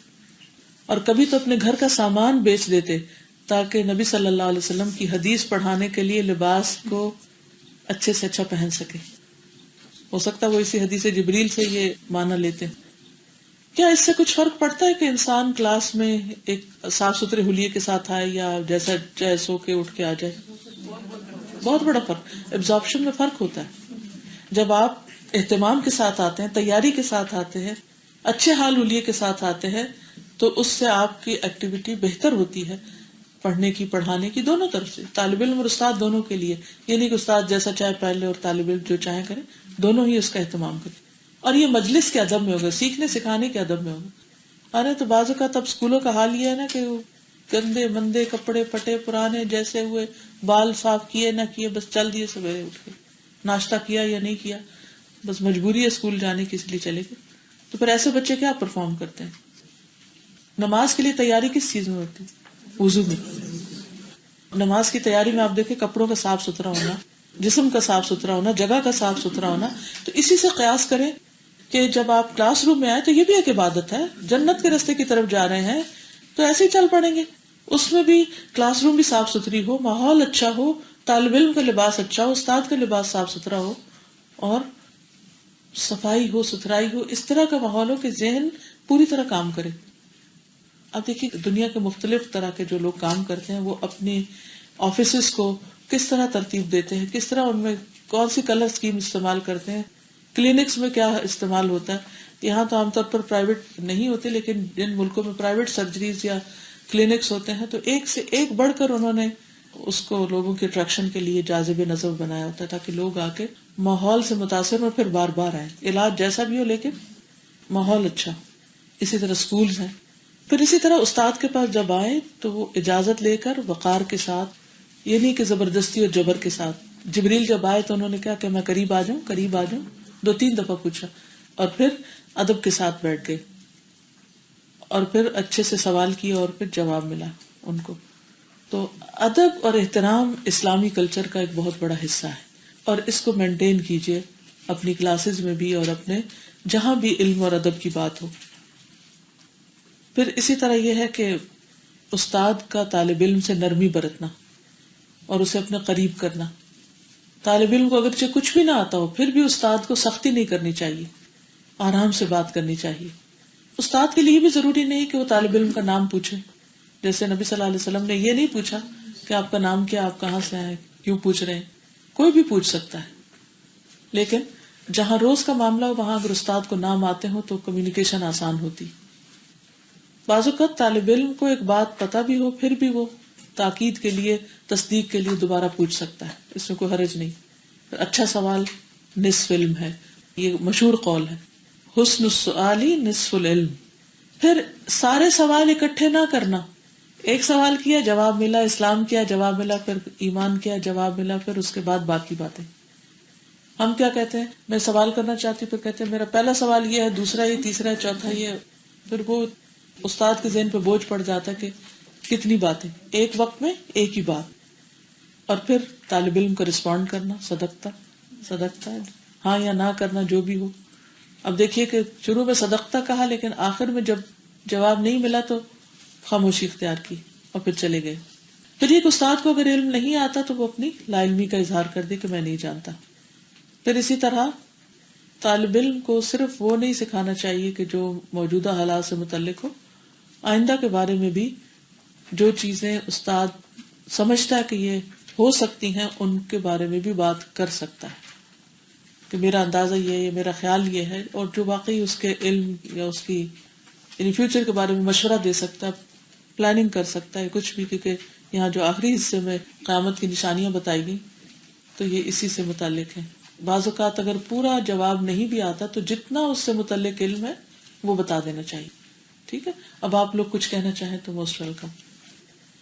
جی، احسان کا معنی خوبصورت عمل ہے، اور عمل کتنی قسم کا ہوتا ہے؟ 3 قسم کا. دل کا بھی ہوتا ہے، زبان کا بھی ہوتا ہے، تینوں میں ہی حسن.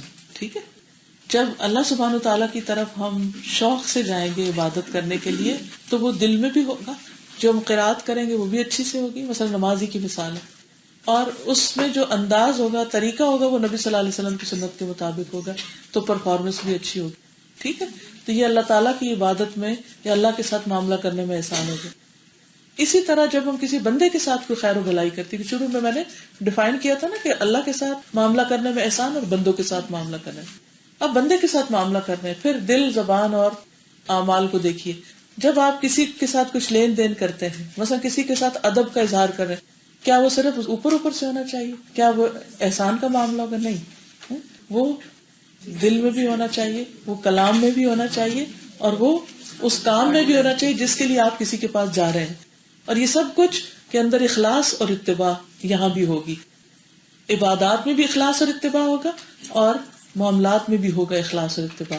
یہ دل اچھا ہو اور اس کام کو اسی طرح کیا جائے جیسے نبی صلی اللہ علیہ وسلم نے کیا. مثلا کسی کے ساتھ تجارت کر رہے ہیں، لین دین کر رہے ہیں، کسی کے جنازے میں جا رہے ہیں، کسی کو کفن پہنا رہے ہیں، کچھ کر رہے ہیں، وہ ساری چیزیں ان میں احسان کا معاملہ. تو احسان جو ہے ظاہر اور باطن دونوں میں ہے، اور محبت اور خوف کے درجوں میں ہے. محبت کا درجہ شوق سے کسی کام کو کروائے گا، اور ڈر نمبر 2 درجے پہ آ جائے گا. مثلاً آپ کسی اپنے والدین کے ساتھ احسان کرتے ہیں، قرآن مجید میں حکم ہے نا، وہ بالوالدین احسانا، یہ بندوں کے ساتھ احسان ہے. اچھا، ایک ہے اللہ نے حکم دیا کہ والدین کے ساتھ ایسا کرو، تو اللہ تعالیٰ تیری محبت اور تیرے شوق میں اللہ نے فرمایا غریب کو کھانا کھلاؤ، وَيُطْعِمُونَ الطَّعَامَ عَلَىٰ حُبِّهِ، اللہ کی محبت میں غریب کو کھلا رہے ہیں. وہ دل کا شوق ہے ایک کھلانے کا، لا نريد منکم جزاء ولا شکورا، ہم تم سے نہ بدلہ چاہتے ہیں نہ شکریہ، کچھ بھی نہیں چاہیے. ٹھیک. اچھا دوسرا کیا ہے؟ وہ اب ڈر کا درجہ ہے. پہلے درجہ کیا ہے؟ محبت میں. دوسرا کیا ہے؟ ڈر ہے. اگر ماں باپ کے ساتھ احسان نہ کیا، ان کا خیال نہ رکھا، بوڑھے ہو گئے، بیمار ہیں، نہیں ان کا حال پوچھا، پکڑ ہو جائے گی. اور اس میں بھی کریں گے اللہ ہی کے لیے، اور کریں گے بھی جو نبی صلی اللہ علیہ وسلم کے بتائے ہوئے طریقے اس کے مطابق. لیکن جو اندر کی کیفیت ہے نا، وہ فرق ہے. اب کیفیت فرق ہے. ایک شوق میں ہوتا ہے کام اور ایک ڈر میں ہوتا ہے. یہ دونوں چیزیں ہوتی ہیں تو حسن آتا ہے، تبھی اچھے سے کرتا ہے. اگر یہ دو چیزیں نکل جائیں تو کیا ہوگا؟ نہ آپ کو کسی کام کرنے کا شوق ہے اور نہ ہی آپ کو ڈر ہے. کریں گے وہ کام؟ اول تو کریں گے ہی نہیں. اور اگر کریں گے بھی تو کیسے کریں گے؟ بس سر سے اتار دیں گے اس کو، بے روح ہوگا وہ کام. واضح؟ جی.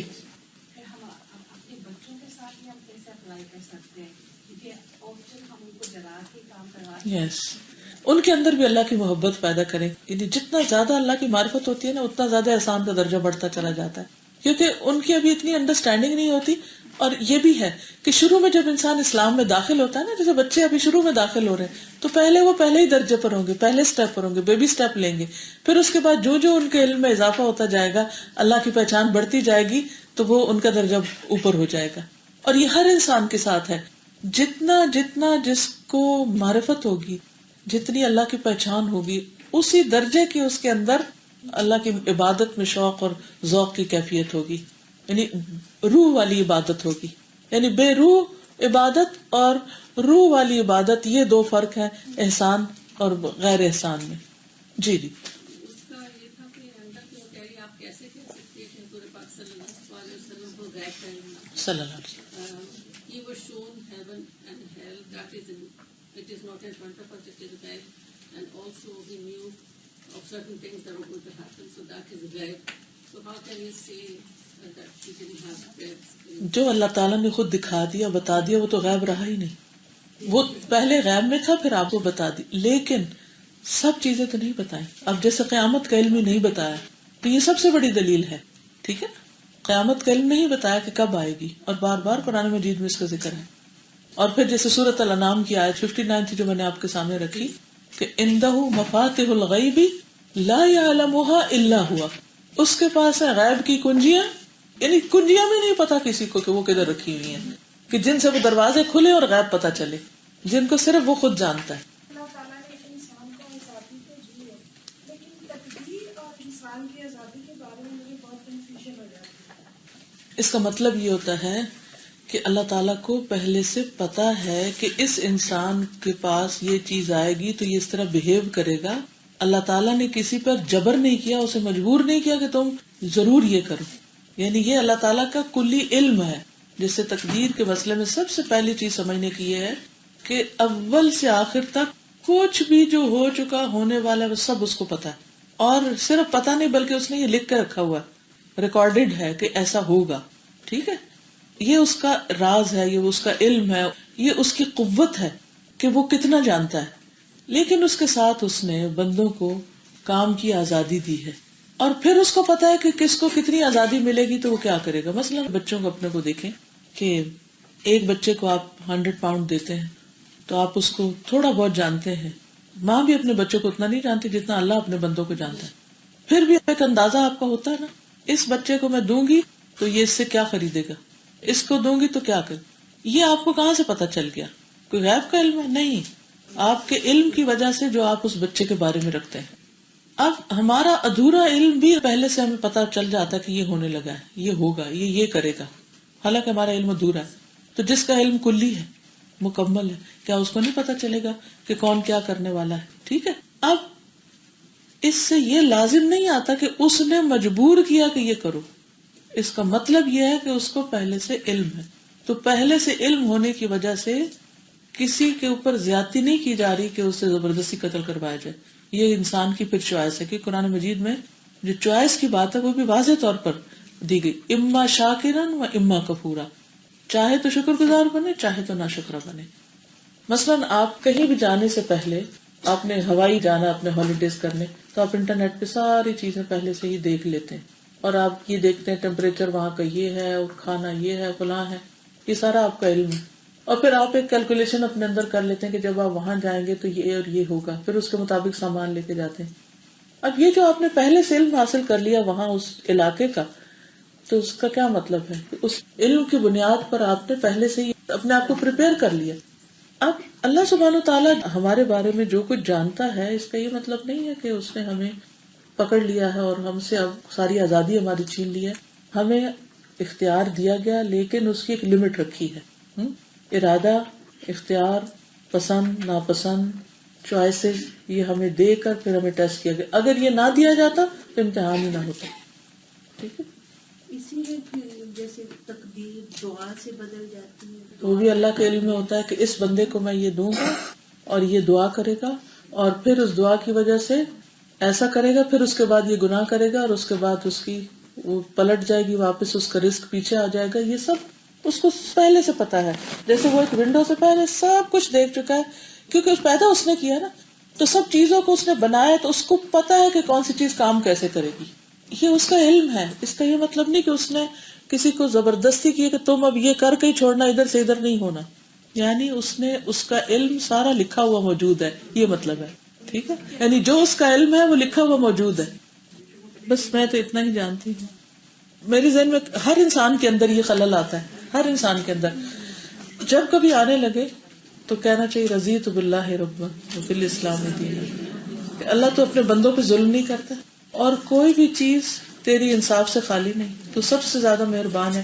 میں تیرے رب ہونے پر اور تیرے فیصلوں پہ بالکل راضی ہوں، اور تو میرے دل کو ہدایت پر قائم رکھنا. بات ختم. میں نے پڑھا تھا کہ آخر میں آپ سے سوال کیا جائے گا کہ اگر آپ خود تو چلو اچھے کام کرتے ہیں کہ آپ کے پڑوس میں بھی رہتا ہے کہ نیبر ہے، اس کو آپ یہ کہ امر بالمعروف نہیں انہی عن المنکر، جس طرح ہمارا فرشتہ ہے لا یکلف اللہ نفسا الا وسعها. ہر شخص کی وسعت کے مطابق ہی اس سے سوال ہوگا. اس کے پاس علم یا علم حاصل کرنے کے کتنے ذرائع تھے، اور اس نے اپنی کوشش کیا کی. بعض اوقات دیکھیے ہمارا یہ کانسیپٹ اس لیے بنتا ہے کہ ہم سمجھتے ہیں تبلیغ صرف زبانی باتیں کرنے کا نام ہے. سب سے زیادہ تبلیغ ہمارا عمل ہے. اگر ہم نان مسلمس کے ساتھ اچھا برتاؤ کرتے. ادھر تبسم بیٹھی ہوئی ہے، ابھی ان کا ایکسیڈنٹ ہوا تھا کسی کے ساتھ.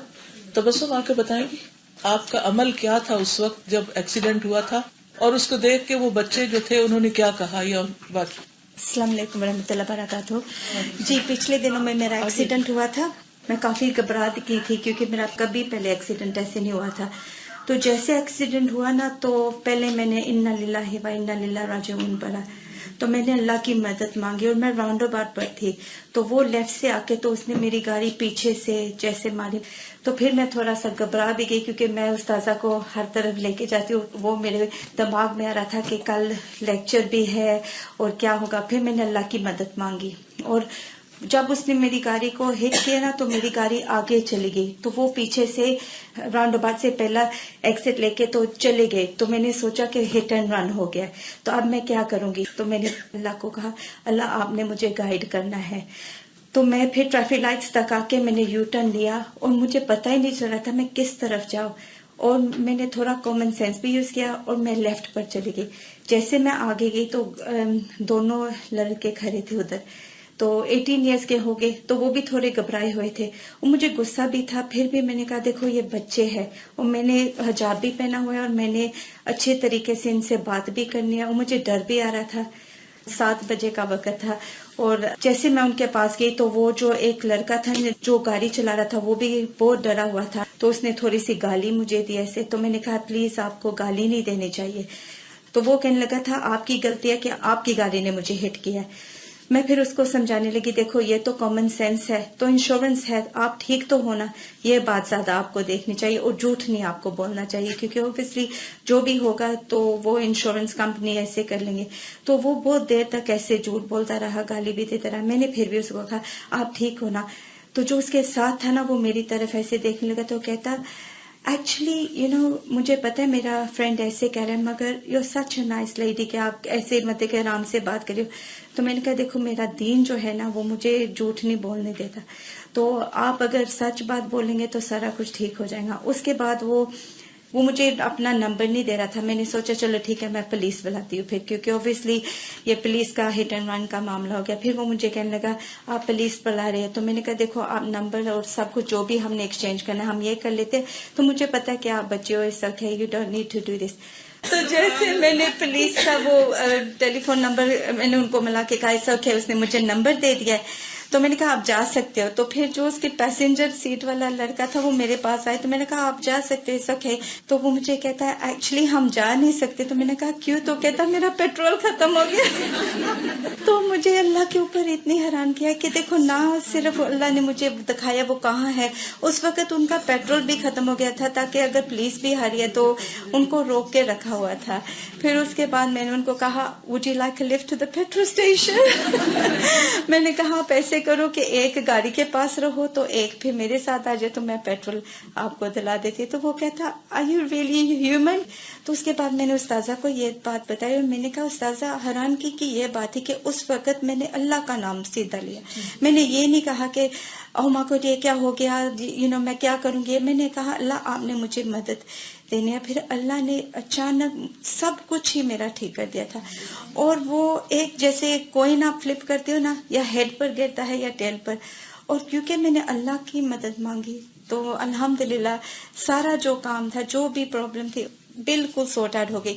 نیکسٹ مارننگ اس کے ڈیڈ نے فون کیا تو میں نے کہا کہ دیکھو آپ کی مرضی, اگر آپ نے انشورنس کے تھرو جانا ہے, اگر نہیں تو میں پرائیویٹ کر لیتی ہوں. میں نے 2-3 اسی رات میں نے جا کے سارا کچھ سارٹ آؤٹ کر لیا تھا, کیونکہ اوبیسلی میں نے استاذہ کو ہر طرف لے کے جانا تھا. میں نے یہ بھی یاد رکھنا تھا کہ میرے اوپر ایک ذمہ داری ہے.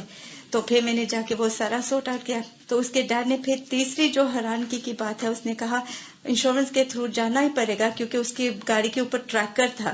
تو جیسے اس کی گاڑی نے میری گاڑی کو ہٹ کیا, پوری انفارمیشن انشورنس لوگوں کے پاس چلی گئی تھی کہ ایسے ہٹ کیا ایسے.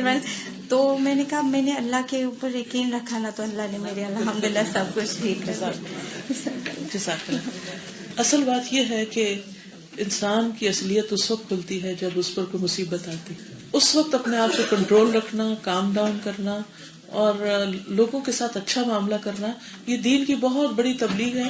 اور جب وہ پھر سوچیں گے کہ کس نے ان کو اس طرح کی سوچ دی ہے اور ایسا معاملہ کرنا سکھایا ہے. جی اگر ہماری استطاعت اتنی اور ہمارے پاس علم زیادہ نہیں ہے تو ہم ایٹ لیسٹ رول ماڈل اچھے بنے. ٹھیک ہے, جزاکم اللہ خیرا. سبحانک اللہم و بحمدک, اشہد ان لا الہ الا انت, استغفرک و اتوب الیک. السلام علیکم و رحمۃ اللہ وبرکاتہ.